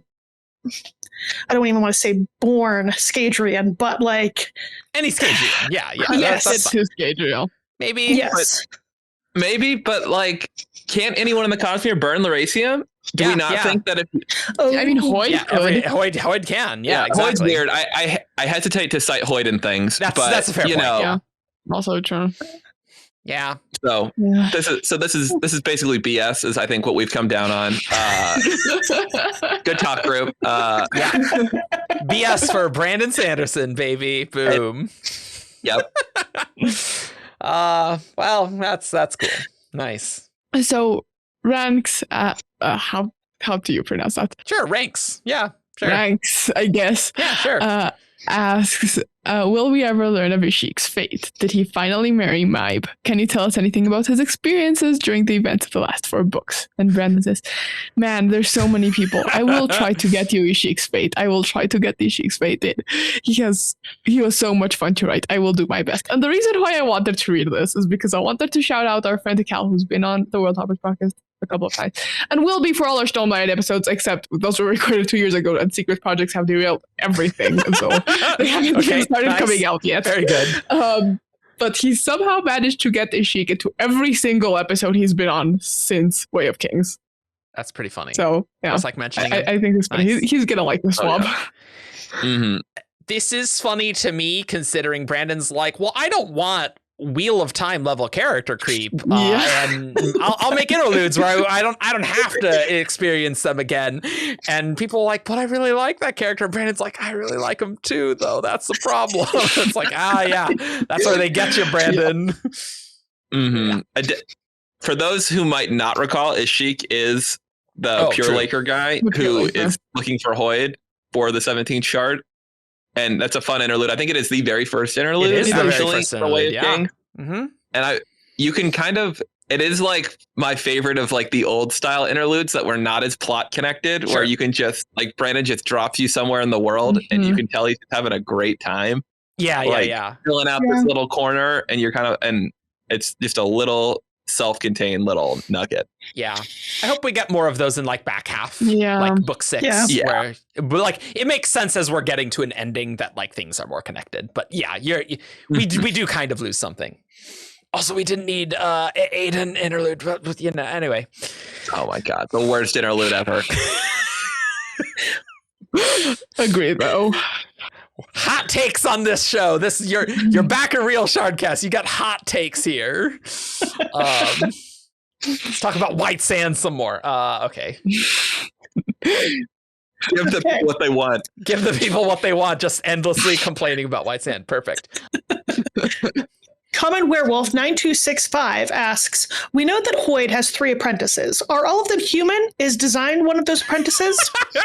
Brandon, Design is not one, and they are not all human. I've almost written a book about one of them multiple times. In fact, one secret project started off about one of them. When I was planning one of the secret projects to do, there was a plan to attempt to do one of them. That was the kite magic system, and I never got beyond the design stage in that one. The kite magic book would have starred one of Hoid's apprentices who is not human. Okay. Right. Correct me if I'm wrong. I think we knew one was not human. I have no idea. But maybe it's just because it's been a few. I'm like, oh yeah, it's from this old mob, and this is the old mob. I think that's the case. I think we theorized it, but I think this is the wob that confirmed that one of them is not human. Okay, cool. Thanks. That's the problem with us not being prompt on these. It's like, oh, that's old knowledge, right? That's from ages ago. Incorporate it in. Yeah. Yep. That's pretty cool. Secret project kite systems. Yeah. Get ready for Secret Project 5, everybody. All kites all the time. That's its name. Mm-hmm. Well, I love that he was like, this was almost a secret project. And then you know that he also tried to write Kingmaker as a secret project. And I'm like, how many like were bubbling like right beneath the surface there? I think Brandon has ideas bubbling underneath the surface every single day. And then it's just like, will I have time to write any of this? He must be happy with Stormlight. I get that he loves long. Like he set himself up with so many like a 10-book series, a 16-book series. And I'm like, for a man who's just full of ideas, you really committed to a few of them.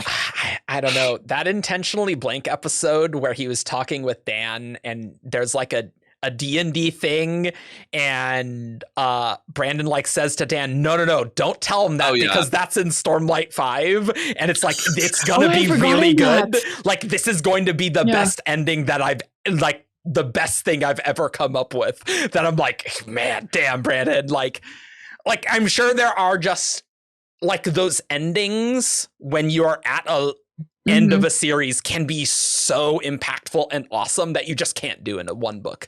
Kind of like Hero of Ages from Final Empire. Like Final Empire, I think has a great ending, but Hero of Ages, I think is a more impactful ending. Yeah, for sure. And just because there's the weight of all of that. So, yeah, but he does have endless ideas. He's an idea guy all around for sure. Potato Tagger asks, I love that. I really like that username. Will we ever see a story from Mythos? Brandon, I would sure like to write one for Mythos, but we'll see. There's a lot of stuff I want to write. Mythos is a place. That's the colloquial term for the place. Thanks a lot, Brandon. That's really helpful. Thanks, Brandon. It is more than Vax. See, he confirmed it's implied to be a place. It's implied to be a place. Yeah, that's right. Yes. Colloquial term is interesting. What does that even mean? It means that it's like to the place. Like people from there would call it.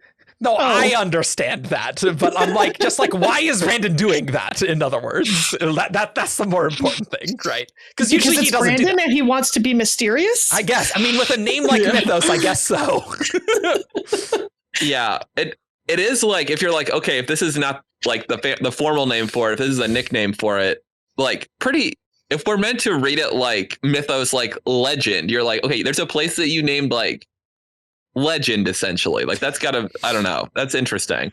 It really has that high fantasy, almost like Greek mythology, like Olympus vibes to that name for sure. Yeah. Oh, I hope that whatever is going on that planet has those Greek mythology vibes because I love that.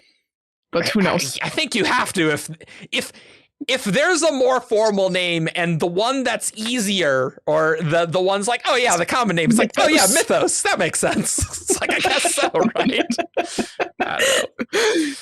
Anyway, again, when will we see a thing on this? But I'm excited. But Brandon's like, oh yeah, Bjendal, Mythos. My God. Yeah, he all he does now is just expand the play, like the setting. He's just like, the setting's bigger. You need to know this. I don't know if I'm going to get around to it, but there's more places. No Nightblood book for you. To be fair, would I rather have a Mythos story than a Nightblood book? I don't know. Maybe. It's hard. Impossible to say. It's literally impossible to say without reading them. Brandon has a hard job. Actually, Nightblood would be better because he's trying to bring in Darrow from original Aether of Night. Oh, I hope he manages to do that. Darrow is a funny character. I hope he manages to do that. I haven't read it. I haven't read Secret Project 2. Oh, this is in Secret Project related. Oh no, I know. I'm just saying, like, I haven't read Aether. I haven't read. I just haven't read these things. No, I haven't read Secret Project 2 either. Yeah. I've got the podcast. I've got the audiobook downloaded. Yeah. It's happening eventually. All right, so this one is by Vehicles. Amazing. And they asked, a while back you said that if you didn't reveal how medallions are made after the Lost Metal, we could bug you for the step-by-step process. Can you tell us now? And Brandon says, so I tried to find my little write-up on this and I can't find it. So I have to rewrite it up. You can bug me, but I'm not going to get to it yet. It needs to be canonized for certain things that are coming up very soon. So I need to write it all out again. Double check that I read it through continuity, that it is right. The more we do these things, the more complicated it gets. The more like computer programming in a world using physics that don't even exist it gets, which is fun. That's the feature, not the bug, but that it gets really finicky how these things work. But it means I have to do that whole write-up again. It was several pages, so I'm going to do that again. I have to have it in hand before I can do Era 3. Book me again when I'm writing Era 3. Sorry. This is a literal nightmare that I would have, that I write a thing that I'm like, that was really good, and then I'm like, it's lost forever because I just can't find it. It's like, it's somewhere on my computer. And it's kind of important to like the world building, and then you lose it. And like several pages of dense world building, like, that's nightmare fuel for me, writing a book. Almost happened to me once, except it was nowhere near as important as this because it was just like basics. But I lost my writing notebook for Artistica once, and I was like, oh my, like my whole outline, everything is there because I hadn't transferred any of the world building to Scrivener back then. I found it, but I was so scared for. That's like, I will look for a week because I'm so annoyed by it. But Brandon's like, I'll write it again. Yeah.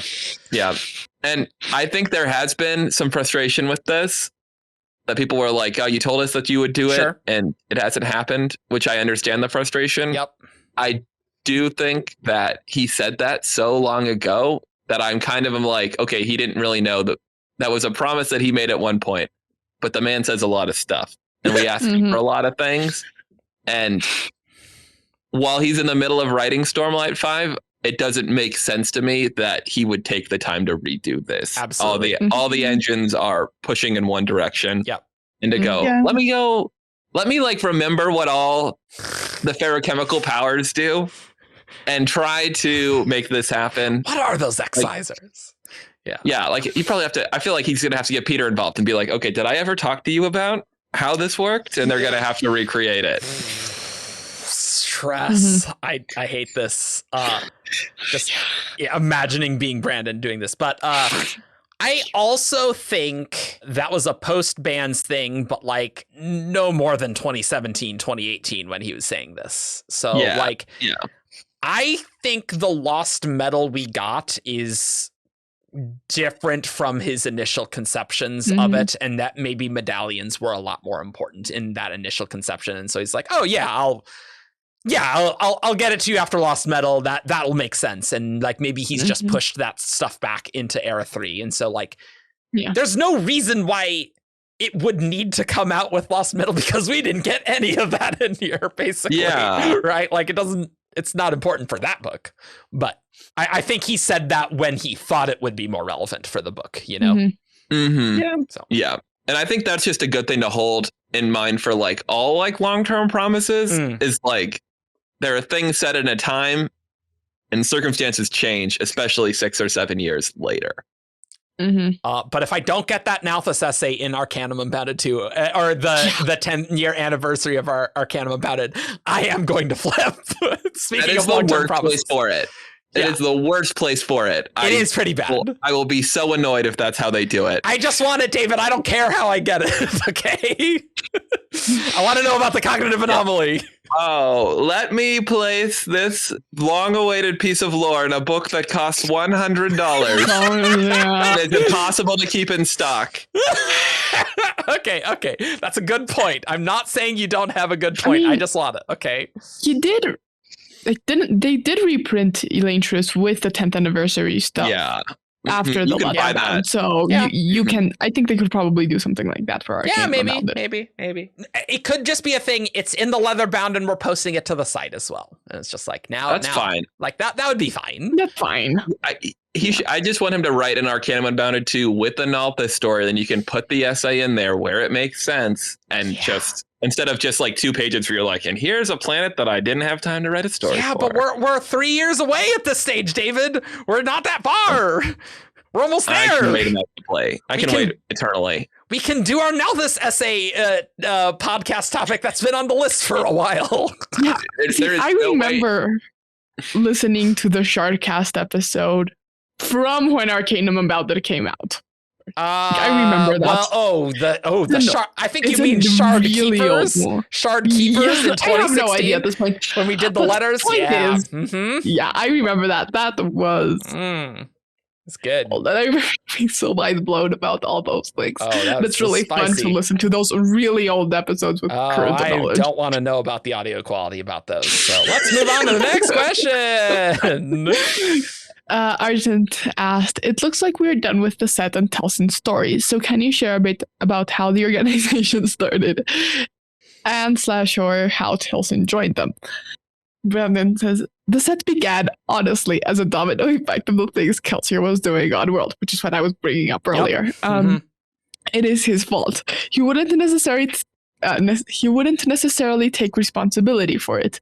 A group of people who knew that things were happening behind the scenes through various machinations and things like this decided that there was power to be had from what they didn't quite know was off-world yet, but they knew they were basically ancient gods.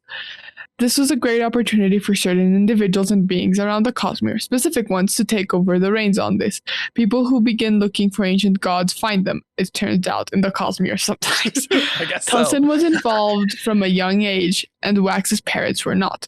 Wax's uncle was. I don't think he actually recruited her, as I remember. It's been a while since I went through these things. He, being a part of it, was part of how she found her way there, if that makes any sense. Telson was always very ambitious, and always knew. Telson can be seen as a bit of a model for the set itself, in that she knew that there was more out there that people weren't telling her, and she found it, and then it consumed her. And then Adam jumps in and says, people in chat are saying that Telson recruited Suit. Yes. And Brandon is like, that's right, Telson did recruit Suit. So, yeah, Telson recruited Suit. She was looking for things, she found her way to it. There we are. Ed Warren, Suit is his title. Yeah, I know there was something there, but it's been, like I said, I view Telson as kind of an example of how the set itself came to be. And I have to talk around some things because I want to write Secret History sequels. Stab me in the heart, Brandon. And in them, you should be able to see the origins of the set. It is planned right now to be not... It's not like Kelsier founded it, but the ripple effects of things Kelsier was doing. Thanks, Brandon. Thanks a lot. Thanks a lot, Brandon. I do want also, Secret Feather's not gonna be happy. I mean, she isn't happy about this. Yeah. Well, I love Secret History 2 stuff. I feel like for Secret History 1, it was cool, but you didn't know you needed it until it came out. But for Secret History 2, you can feel the gaps where it's supposed to go a little bit. Yeah, because there's like spook stuff, Kelsier stuff, band stuff, set stuff. There's because the set origin is so mysterious that it almost feels First Order-esque in Star Wars sequels. It's just like, yeah, they're here now. It's like, oh, okay, cool. Sure, why not? But I do like, people who begin looking for ancient gods finds them, it turns out, in the Cosmere sometimes. And half of them are Autonomy, apparently. You'll get there pretty quick. We have talked about this WoB in the Kelsier episode. I'm trying to think. It's been ages since we recorded it, so I don't exactly remember what we said. So I'm thinking that the set was a reaction to Kelsier's machinations for whatever reason. Yeah. I just don't know exactly how that works, Yeah, how would they find out about Kelsier's machinations anyway, other than Spook, because nobody else knows. I mean, probably Kelsier punching someone in the face. Maybe. If they're interrogating Spook for hemalurgy. Yeah. Oh God, that'd be a dark part of Secret History too. But I feel like we need how many Secret History sequels are there? Would Secret History 2 be Kelsier and Spook doing hemalurgy shenanigans and Kelsier isn't even with a body? What?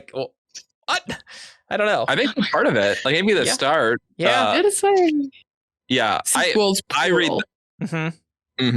Yeah. I read this as saying, I guess my interpretation is I feel like the set has probably been around quite a bit, and their origin probably traces back to Kelsier and Spook messing around back in the early days of the post-Chaos Central world. And they noticed something funny was going on. and that may have been how, and they were clued into hemalurgy and a path to power. Yeah. And that there were wider events going. Like, I don't know if that's like early Kelsier interacting with off-worlders and they're like, oh crap, this pool, like what's going on? Or what, but yeah, and like we also do have to keep in mind that there's a 300-year time gap between yeah, for sure. Hero of Ages and this. So like Telsin was like one of the first people in the set. It's not as old as we're thinking, but also has been around for a while. I guess I did not read that as saying Telsin was one of the first. I don't think Telsin formed it. I think the set was already there, and it may have been because of Telsin's influence once she joined it that it becomes a thing that is actually more impactful to the plot that's going on in this era. But I think it was probably there long before Telsin. I think, what he's just saying is that he's like using that as an analogy of like how the set formed, not that she formed it, right? And it's like those sorts of people are attracted to the set and seeking out that sort of power, and that is what happened earlier, I think. Now, granted, how influential they were in like that first century preceding the Catacendra, hard to say, right? Like I would probably say pretty weak, but also every organization on Scadrial would probably be pretty weak at that stage. Most of them died. So, that doesn't help. So God asks 16. Does he originate from Scadrial? Brandon. They're asking about the odd character who lives in lasting integrity. The answer is yes. This is a Scadrian transplant. It is one of the people who they think might be Restares, but turns out isn't. Yes, it is a character from Scadrial. This is like the first fact we've actually concretely gotten about that character, I think, right? Yeah. It makes sense if they don't eat any food. Maybe they're a subsumer. They got some metal mines that they're subsisting off of, and there's no food ever brought to their home. But that's all. I have no thoughts about 16. It is one of the mysteries that does not interest me, because I'm like, he's a character we know nothing about. It's just like, here's a random thing. I'm like, yeah, that's fine. Sure, whatever. You can't name anything 16, Brandon, and get everybody interested, okay? I do need a little more for me to care about him, for sure. Yeah. Cool. Well, let's go to the next one. Thanks, God.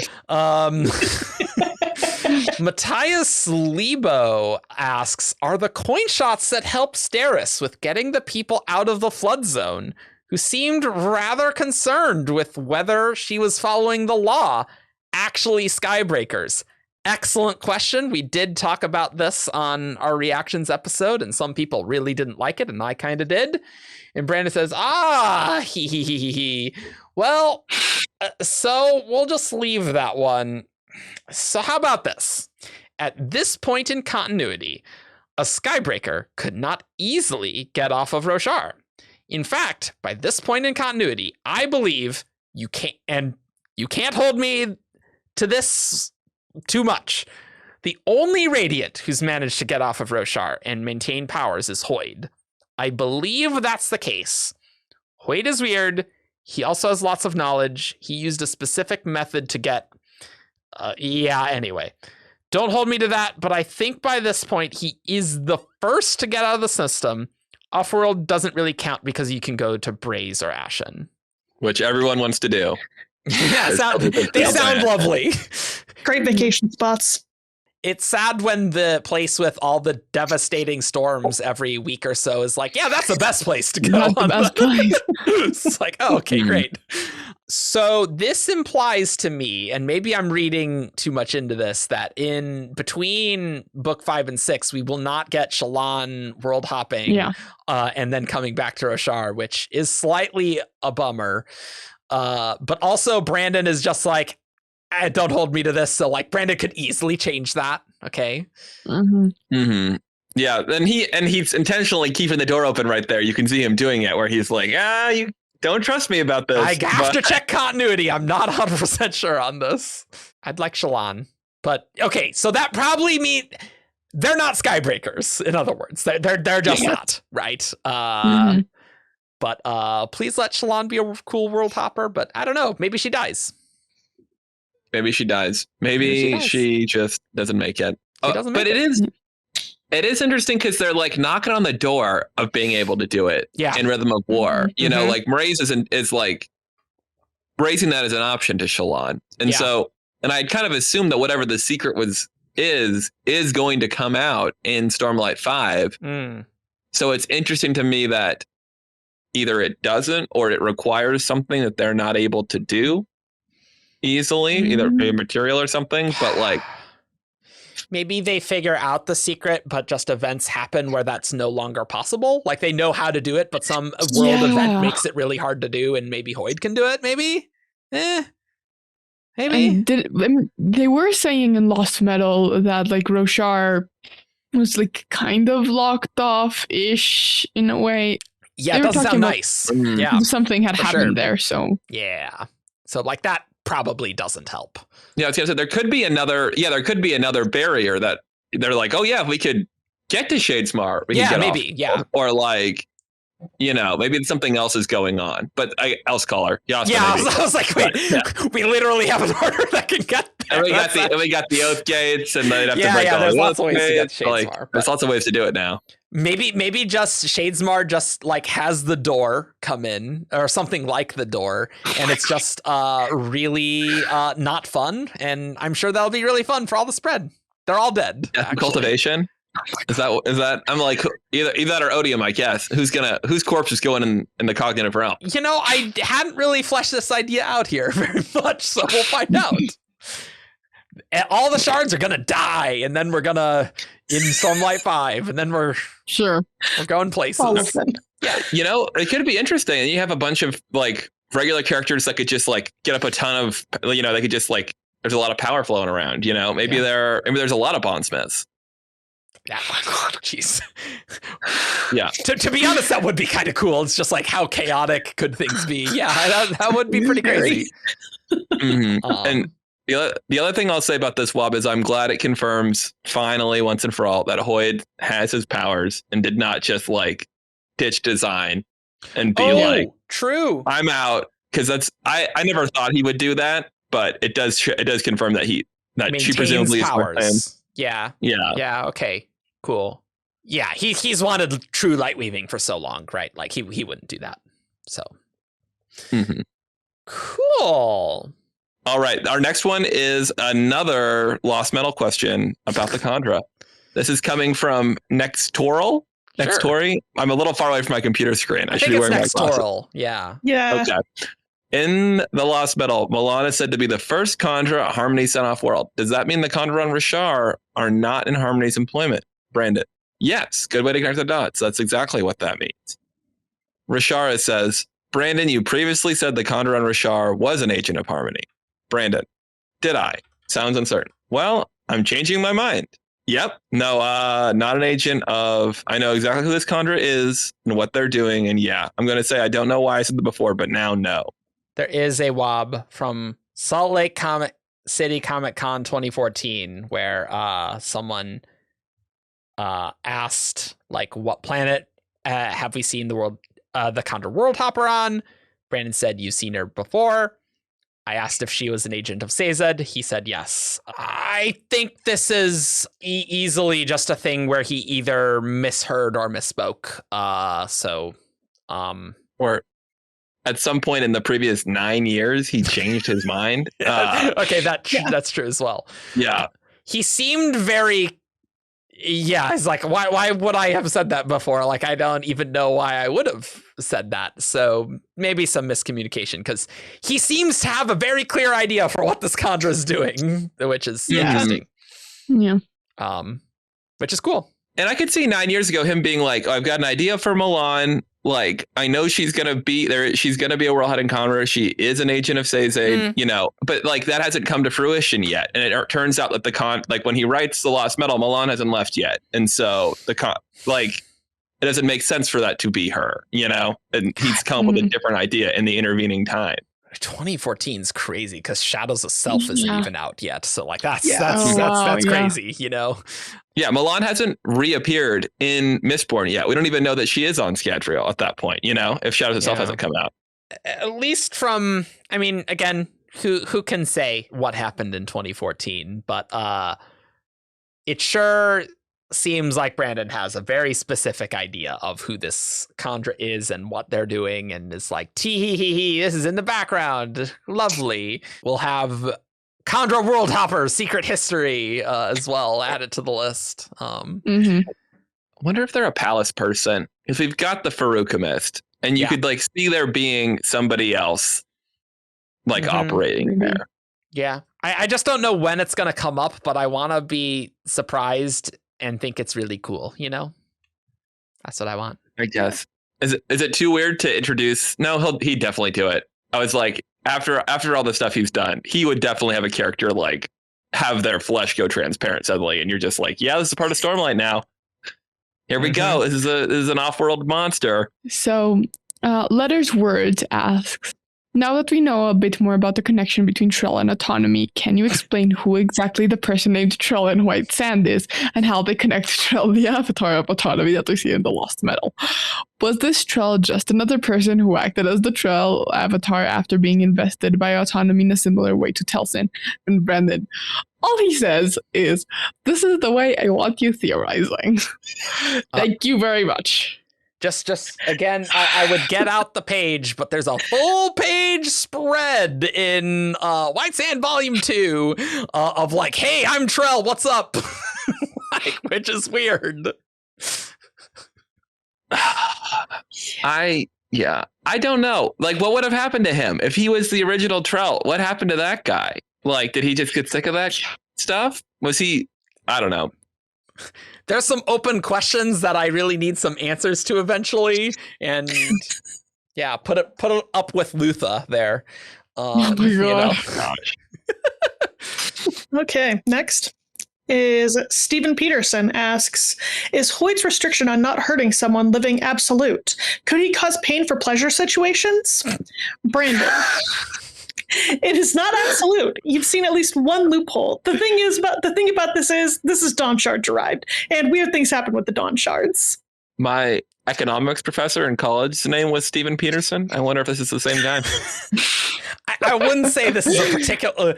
Peter and Stephen are not exactly uncommon names. So. He was a great professor, though. Maybe he's also a fan. He's into Dawn Shard stuff. Yeah. Just on Shard stuff. That's what he said. Or he's no, I'm not going to say that. Yeah. I mean, I don't know how much we can read into that, but you know, I'm trying to think what the loophole is. Like, he's like, we've seen a loophole already. What's Hoid's loophole that we've seen? Kelsier, in the Wall of Ascension, Hoid punching Kelsier. Yeah. Okay, he can hurt somebody's soul. That makes sense. I was like trying to like think of. I was like, did he do something weird like in that scene with, not Rester, is Ruthar? But no, you're right. Yeah. That's it. Yeah, there was definitely a specific one for sure. Okay, so our very last one is from me. I feel like you don't have a lot of chaos questions anymore, you know, but usually it's just because, I don't know, I'll find out eventually. We know most of the shards, you know, but this question, seriously, what was going on with Bloody Tan? Was he controlled by Autonomy? How did he move with what appeared like Atium Celessi died? It feels like there's a lot of open questions regarding him that we never addressed. Brandon, yeah, there are a whole bunch, aren't there? Damn it, Brandon. Wait. I'm not going to answer those right now, but I'm glad you're still asking those questions. Look, Brandon. I am fine with Brandon, like, as long as there's that glint of recognition that he's doing something intentionally, cool. I still think it's really weird we never got any resolution to that in Lost Metal and in Era 2. That's weird to me, in my opinion, because, like, there was a lot of stuff in that prologue never addressed. Like, it almost wasn't even addressed in Shadows of Self, even when we got a Bloody Tan face. Like, that didn't make... Oh, yeah. See, that was the word. See, that's my biggest complaint is like, you're reading those Shadows of Self-Sample chapters and the book's coming out, and you're like, oh crap, Bloody Tan's corpse is back. There's a Condra. We are gonna get some Bloody Tan answers this book, and he is basically Palm's costume to just mess with Wax. Like that is, and like it was effective. It was very effective. I love that book. But we got none. We got zero of the answers, and then in the Lost Metal, we got even fewer than zero answers about Bloody Tan. Not even. I don't even think he's referenced in the entire book. I don't remember him at all. Yeah. Referenced in the Lost Metal. Let's try and come up with any reason why Brandon, clearly there is a reason why he is withholding this, and I would like us to spitball trying to figure out why that is, because do you know what would have made a lot of sense if that was somewhere in any epilogue or not even a lot, just somewhere, some acknowledgement in the end of Era 2. Is it about how Palm got in bed with Autonomy and that path? Because I kind of think there's some trajectory from Lessie, Bloody Tan, and her going crazy with Harmony pushing Lessie that led her to find Autonomy, and maybe Bloody Tan was a way to do that. Maybe Bloody Tan had a Trellium spike or something. I don't know. Maybe. I have always felt like he witnessed a meeting between between Marsh and Kelsier. When he's talking about how he saw the Survivor and he saw Death. I feel like for whatever reason he's not joking about that. And I don't know what that means. I could I don't know. I could see it being. I always feel the thing where he pulls Lessie before Wax shoots or whatever. Bloody Tan is not incredibly stable. I could see Harmony being able to speak into his mind and be Yanker. He could really have given him damn. Oh, I like that.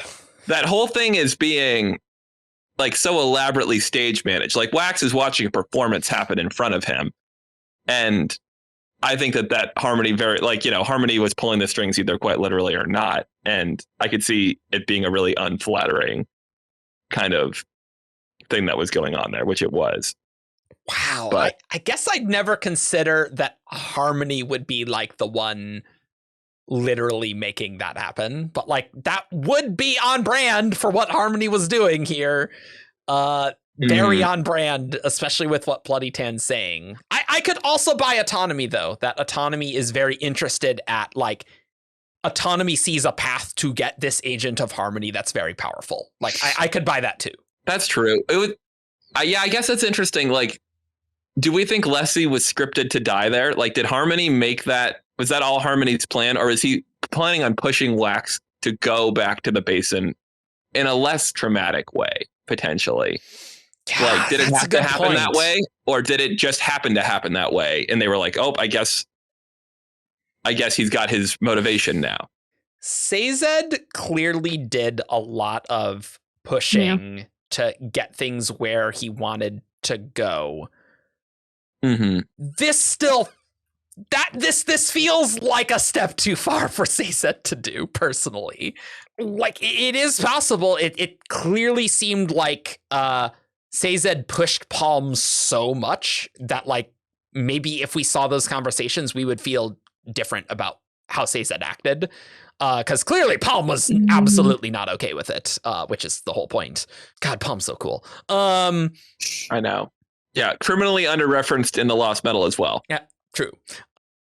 Yeah, would Harmony have used Bloody Tan to do that? So presumably what that would indicate is Bloody Tan had a spike and then Harmony used that to move Bloody Tan, right? Mechanically, right? Mechanically, Ruin was able to get Vin's mom to make a spike out of her baby, and she had no spike. He can. Oh yeah, an unstable person. Yeah, sure. I guess it doesn't need to be a spike. Yeah, it just seems so callous and brutal in a way that Sazed is often not. There's. I don't know. I mean, he did let those Southern Scadrians just be they'll be fine.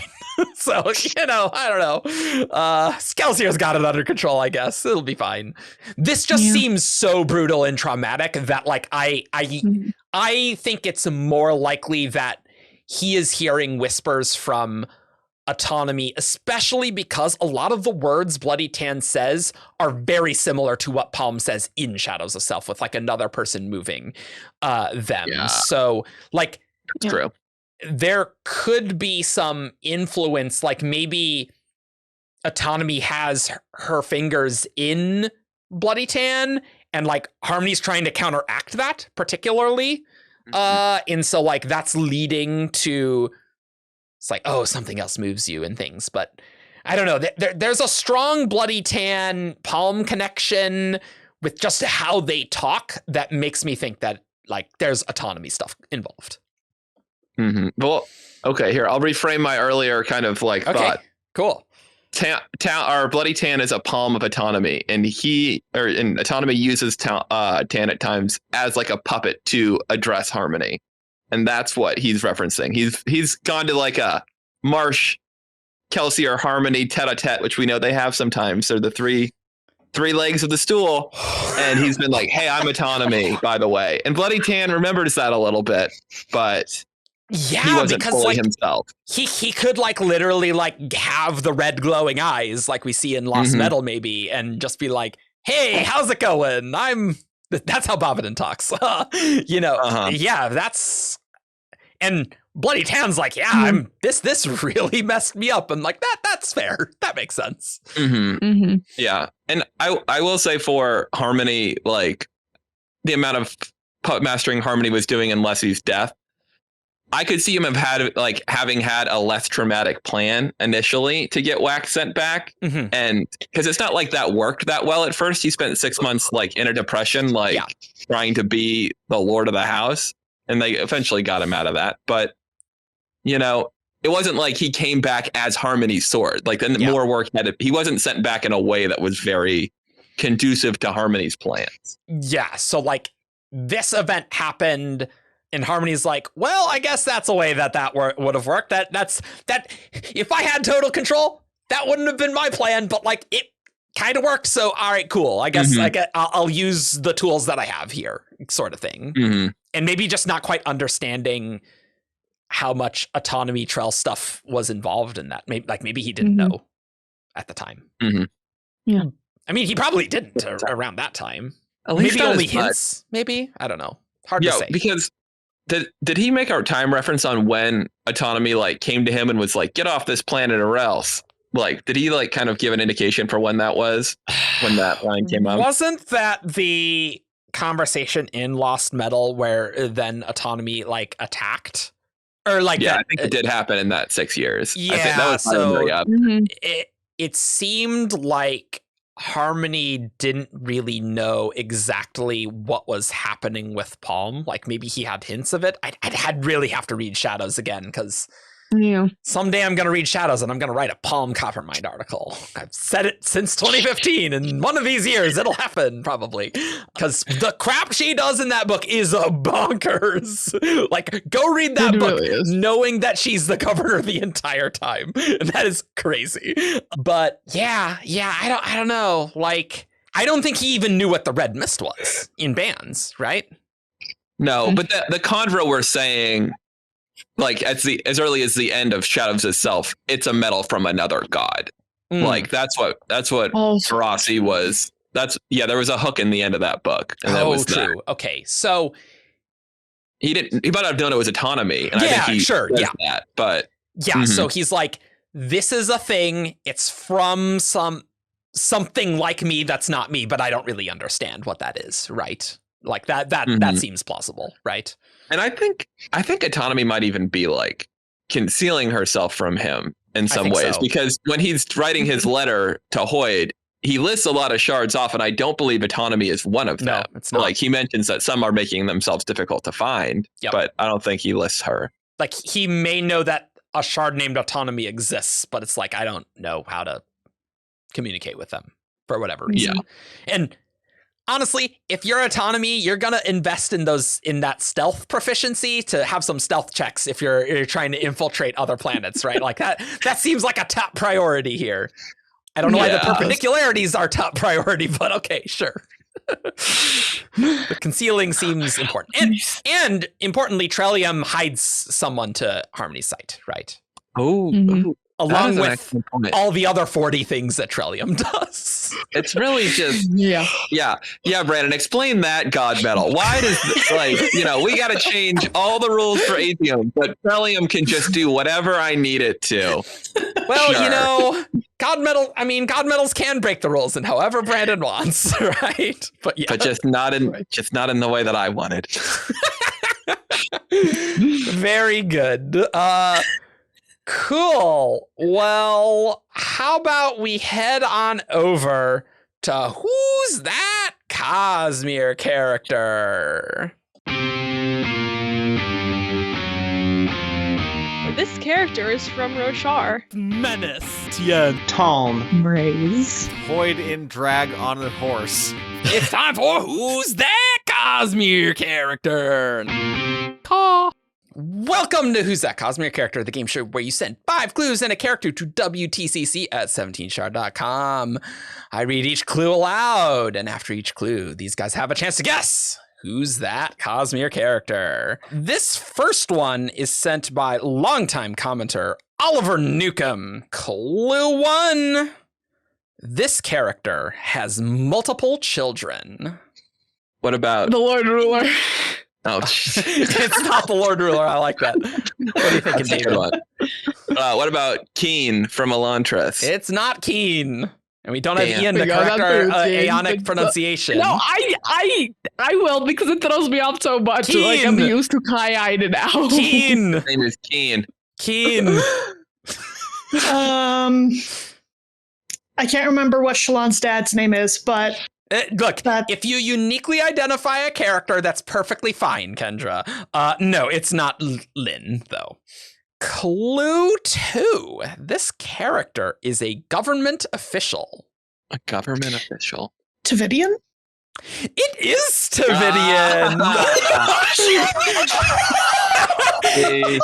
You never know. I need you to know that before we transition to Who's That Cosmere character, Kendra's like, I'm going to do terrible at this. And clue 2, bam, nailed it. Amazing. Nice. My mind was on schedule. Very good. Yeah. Very good. I do really like these clues. That was pure luck. Yeah. Sometimes it is. Sometimes you just like, oh, I got a clue 1. Hell yeah. That was that. It was skill. It was skill. Yeah. Clue 3. This character is predeceased by a child of his or hers, meaning they die first, right? Clue 4. This character is severely punished for a dereliction of duty. And clue 5, this character dies in the presence of one of his children. I was like, that's good. I like that. These are some good ones. Yeah. Uh-huh. Yeah, you would like a Tavidian. Tavidian, WTC. I had forgotten his name until it was mentioned earlier on in this podcast. I was like, oh, right. And so when this came up, I'm like, yeah, sure, let's try. That was the pre-show, it wasn't even mentioned earlier in the podcast. We were talking about it for other reasons. Yeah, the other reasons. Yeah. Mm-hmm. Oh, wow. Ben, we've gotten some 2022 ones, but Ben has gone back because this next one is from September 2021. Oh no. You never know if yours will show up after all. That's true. It's funny. So this one is sent by Rhythm Wraith, and this isn't the first clue, but this says, hope you get to this before 2030. Haha. Amazing. 2023. Thank you very much. 7 years early. Yeah, we're making good time. It's not even been like a year and a half, okay? Clue 1. Very helpful. This character has killed someone. I know. Adolin? It's not Adolin. I like it, though. Yeah, it was on my mind because, while you guys think, oh, there's this guy in the server I'm in that started reading the Cosmere with Lost Metal. Oh yeah. And I was reading right. all the Brand. Yeah. And so it's like reading those things that's been on my mind. Yeah, sure. Oh my god. Shalon. It's not Shalon. She's killed a lot. I'm gonna guess Uncle Keen again. It's not Uncle Keen. Yeah. They have crushed throat. Clue 2. We've talked a lot about Elantris in this episode. Like a lot. I'm stuck on it. So yeah. Clue 2. This character has changed their facial hair throughout a book/books. Wait, you say facial hair? Facial hair. Oh man. Okay, I was thinking of Vivenna, and I'm like, wait a minute, no, that's just her regular hair. Not Can you use the royal locks if you have with like your beard? That'd be you pretty can. sweet. I think that actually was confirmed at one point. That's pretty great, actually. Someone was asking if Ridger could grow like a magnificent beard, and Ben was like, "Oh yeah, amazing." I love it. Which is good. Like you put me on the track there. Vasher. It's not Vasher. It's true. That's actually a good guess. Good guess. Yeah. Because he did do that. He did. Okay. What about Kadash? Because he's got the Argent beard now. Oh yeah, no. Ardent, not Argent beard. Ardent beard. You want this in spirit, Argent? No. Yeah, he's here in spirit, but not internetly. Internetly, that's a word. Yeah. What do you got, Kendra? I am having trouble coming up with somebody. You can pass if you want. Sure. Pass. Okay. Clue 3. This character can read. Would work great with Kadash. I'm disappointed that it wasn't that. That's not Kadash. Elend. It's not Elend. Oh, that's a good one. That's a good one. He did change his facial hair. That's true. He did. Dalinar? It's not Dalinar. I'm gonna guess Set because I feel like he did change his facial hair at some point. I don't know if that's true. No, it's he had not a beard. Ashweather I know Set. that's true. Yeah. Clue 4. This character has been used by a god. Wax? It's not Wax. That's a good guess. You might guess right before you said it. But everything else. That's good. Yeah. Has he changed his facial hair? Probably. I don't know. That does Probably. the one thing I was. Go reread Era 2 and see if Wax changes facial hair. Put your comments below when you do. Wayne? It is not Wayne. What are these clues again? Sure. This character's killed someone. This character has changed their facial hair throughout a book/books. This character can read. This character has been used by a god. Okay. I'm gonna go and guess. I honestly don't know if this is true, but I know that Dilloff was physically reshaped to look like an Aurelian, so I assume that includes his facial hair. I'm gonna go with Dilloff. It's not Dilloff. I like it. Clue 5. This character has had access to breaths. Dent? That feels. It's not Denth. Yeah, that's what It feels like guessable now, though. Like where, like now, I'm like, huh? What does it mean to have access to breath? Yeah. It's a good question. Unfortunately. Yeah. Oh my god. Okay, wait a minute. What do you think? That's probably not true. Is it? I'm just gonna guess because I feel because if it's true, I think it'd be funny. I'm gonna guess Parlin. It's not Hoid and it's not Parlin. I'm pretty sure he grows like a stupid little beard at one point. I think that's probably true, actually. I just remember the hat, though.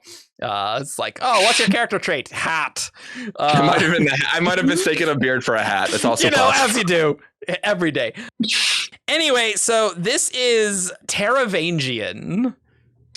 And honestly, I don't remember if he had access to breaths or not. What does that mean? Don't know when that would have been.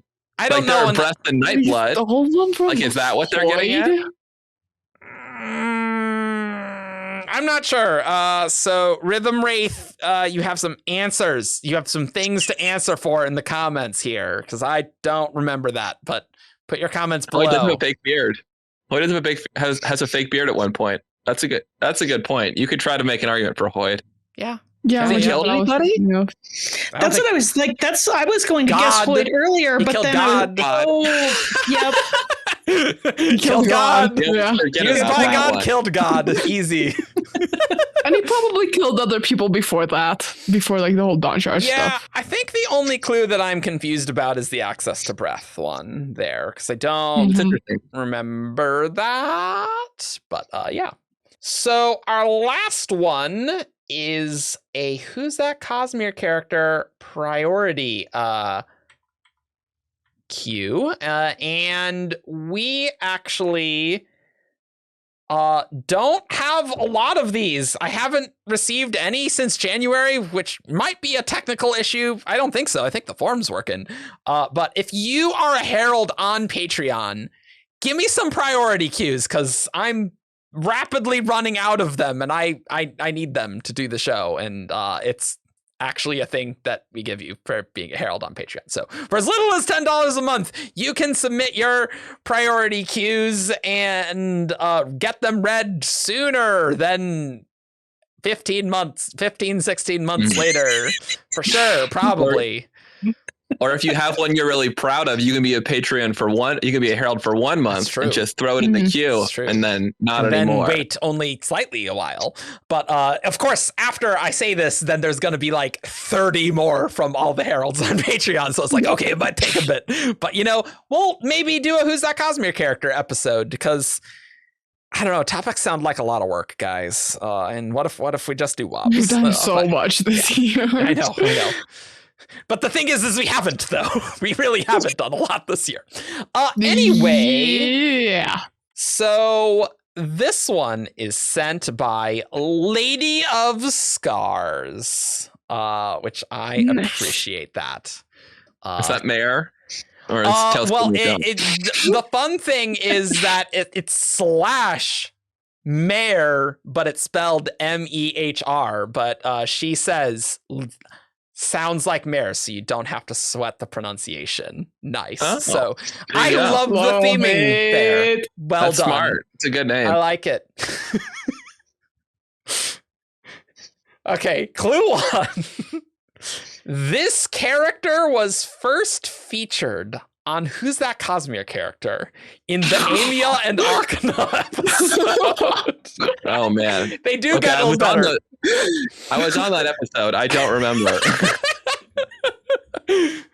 Perfect. Well, at least we got someone. I mean, I doubt you're gonna get to it by this point. I pulled something similar in one. Yeah. Who's That Cosmere character? Where not in the clues, but it is in the clues.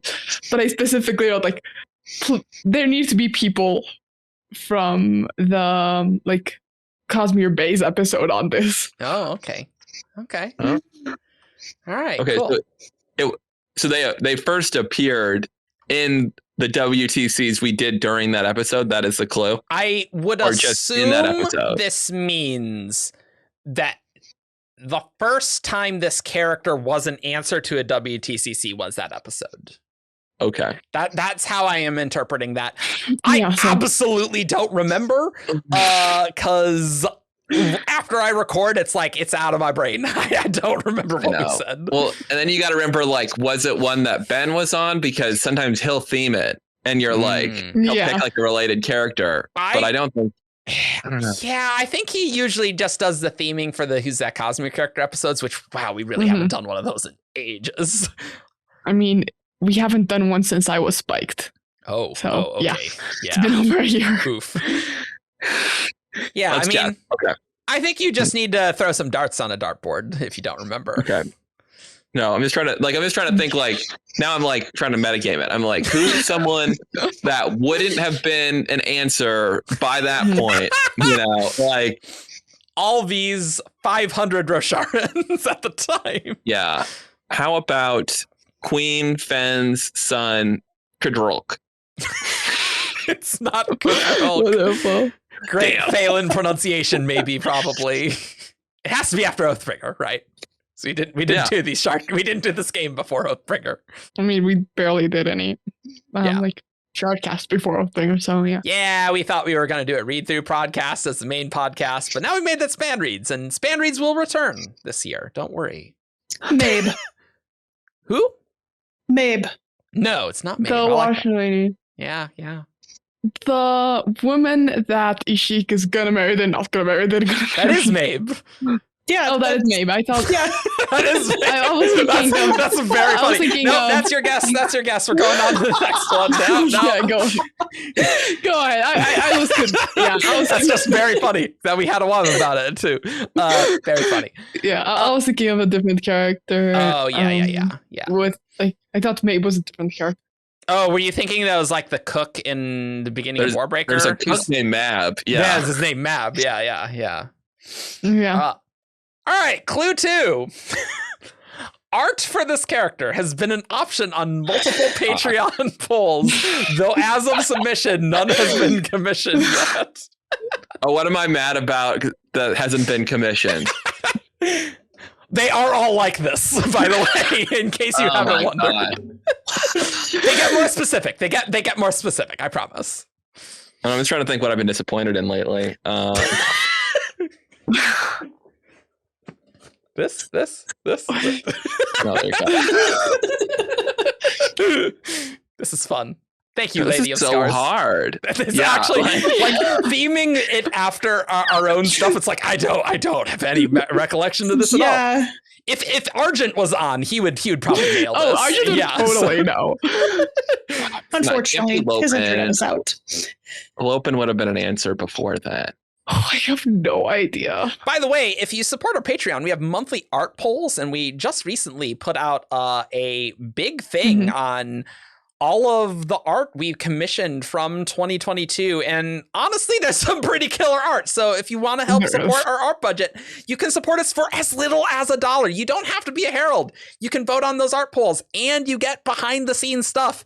This is probably my best call to action that I've done on Shardcast for a while, because I get to the end and I'm just like, I don't know, you can support it if you want, I guess. But yeah, it's actually cool. And I have some outtakes that I need to post. Though there was not very many outtakes from the April Fool's one. We actually kept our cool like basically the entire time. Wow. Other than just like, I think we took a bathroom break. I'm like, wow, I can't believe we're like nailing this bit. Like this is, I can't believe it. And we were just having a fun time. That's not an outtake. Anyway. Well, I'm going to guess Sigzil. It's Because I don't think we've made any art of him. No. Okay. I have no idea. I'm gonna pass. You're gonna pass? Okay.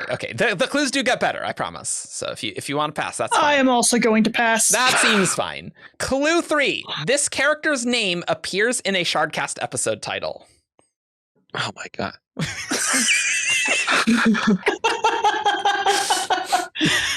Okay. No, but we have commissioned art of that character. Yeah. Well, that's well. Am I allowed to look at Shardcast episode? Yeah. I'm gonna say no. I'm gonna say no. You don't get to look up Coppermind things during this, so I'm gonna say no. I'm gonna channel Grace here. I just don't. Yeah, Grace would say no as well. Yeah, she says no to everything.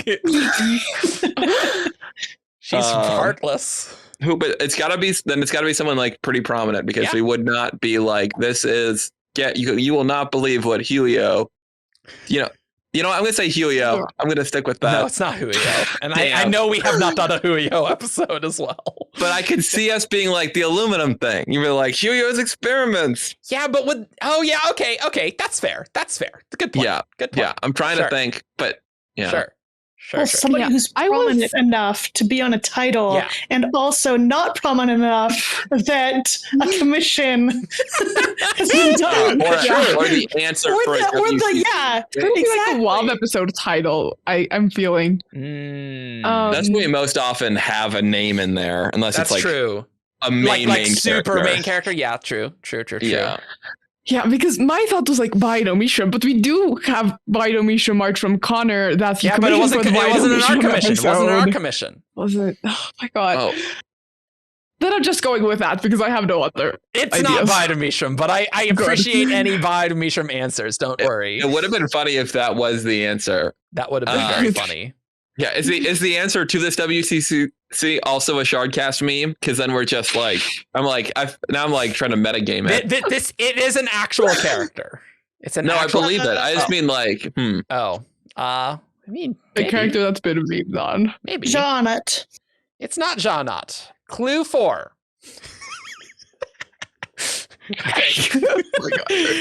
This character was both a crush in the Cosmere Crushes episode and a beef in the original Cosmere Beefs episode. I don't know how I'm going to get this text on screen. This actually, I think, uniquely identifies this character, actually. I don't remember those ones. You should I did not listen to Cosmere Crushes. If you want an entertaining old pre-video Shardcast, Cosmere Beefs is top Shardcast. I wish we had it on video, because that is an excellent episode. I think that's when I was talking about how much I wish Seth was dead. Yeah, Capsule. yes. Yeah.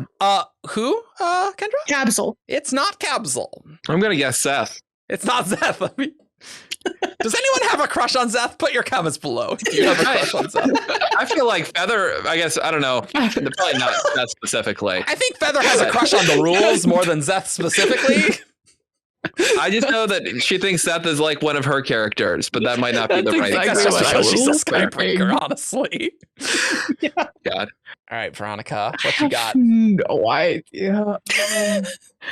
I will say for the extra thing, who's that Cosmere character meta edition, all the clues revolve around 17 shards / Shardcast instead of info from the books, though I did try to keep them fairly obvious, so hopefully it's not too challenging. Maybe it was a little challenging. I do think I would have gotten it at clue 4, though, personally. I didn't listen to the Crushes episode. I don't remember who was talking. I talk about Bottomishram there, that's for sure. Years ago. I definitely talk about Bottomishram there, 100%.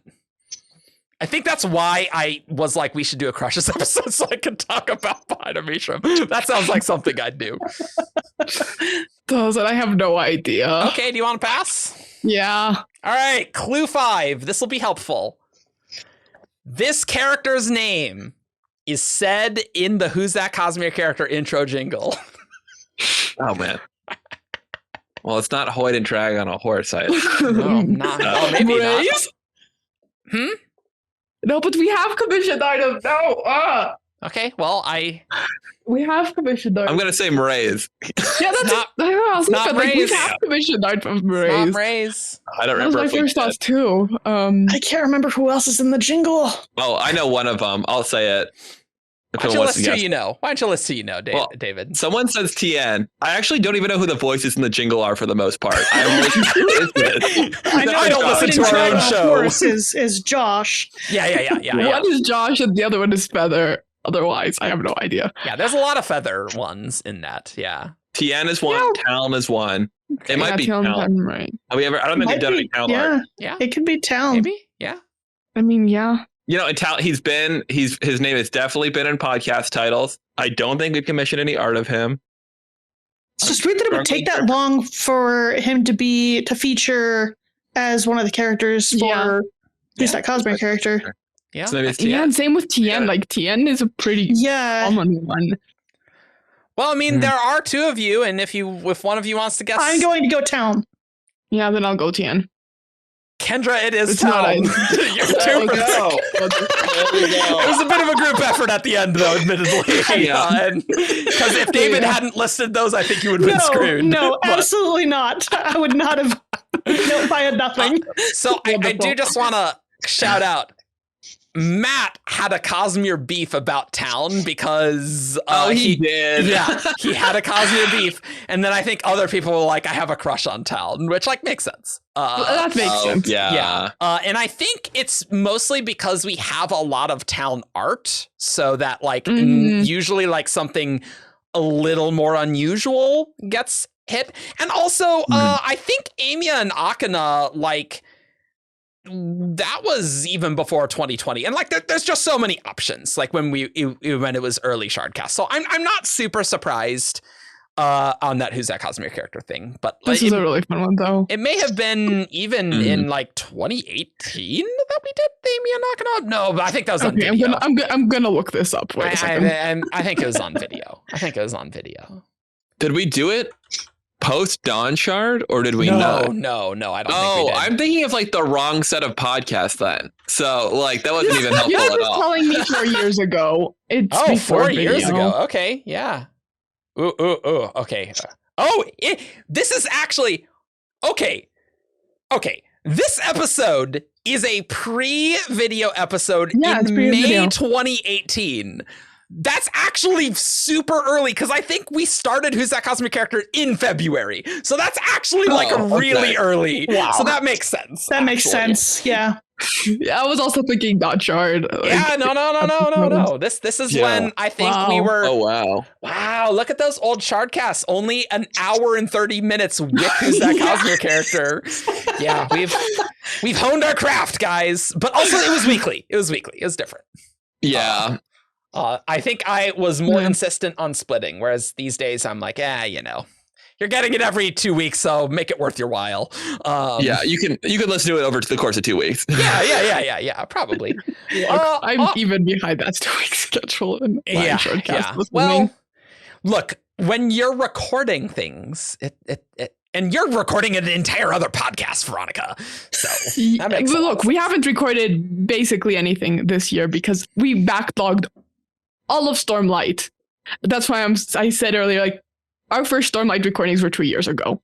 Well, that sounds like you're an overachiever right there. Look, we needed a first-time reader. So that's why fair. we did it That's fair. Yeah, and when you have that first-time reader, it's like, I guess we're just plowing through the entire thing, aren't we? Yep, that makes sense. Well, cool. I hope you enjoyed this WoB episode. There is some remaining spoiler stream Words of Brandon, and then there are some Words of Brandon from the Tress spoiler ? Stream. I wouldn't say the Tress ones were groundbreaking, but that'll be the next one probably, and then maybe we'll have a topic, maybe. And we'll have to prepare an outline for a thing because it feels like we literally haven't done one since Lost Metal. In that Lost Metal spurt of getting all the topics done, we did Aethers, and then I think that was true. it. That's true. That's true. Yeah. That's basically it. Cool. So put your comments below as to what you think was going on with Bloody Tan. Okay, because I actually legitimately want to know, because what the hell was going on with Bloody Tan, Brandon? Come on. Cool. You can find us on synergyshard.com for all your news, discussion, theories, and fun that you could ever want. We have a killer Discord server that has a lot of people. So if you want to chat, come there. You can support our Patreon for as little as $1, as I said before. If you're a herald, submit some priority queues because I'm running out, bro. Bro or girl or anyone, really. It doesn't have to be gender binary here. I don't know what I'm doing. We've been recording a while. You can find us on Facebook. You can technically find us on Twitter, but I'm sort of just leaving it in that state in case they can restore tweets or roll back our account. So anyway, Twitter sucks, so whatever. Follow us on YouTube because that's where you get the key details here. And I think I want to do more community posts to update you because I don't like using Twitter because Twitter sucks. There's SoundCloud, leave a review on iTunes, and we'll see you all next time for something else. I don't know. WoBs probably. WoBs probably. Bye. Bye. Caw.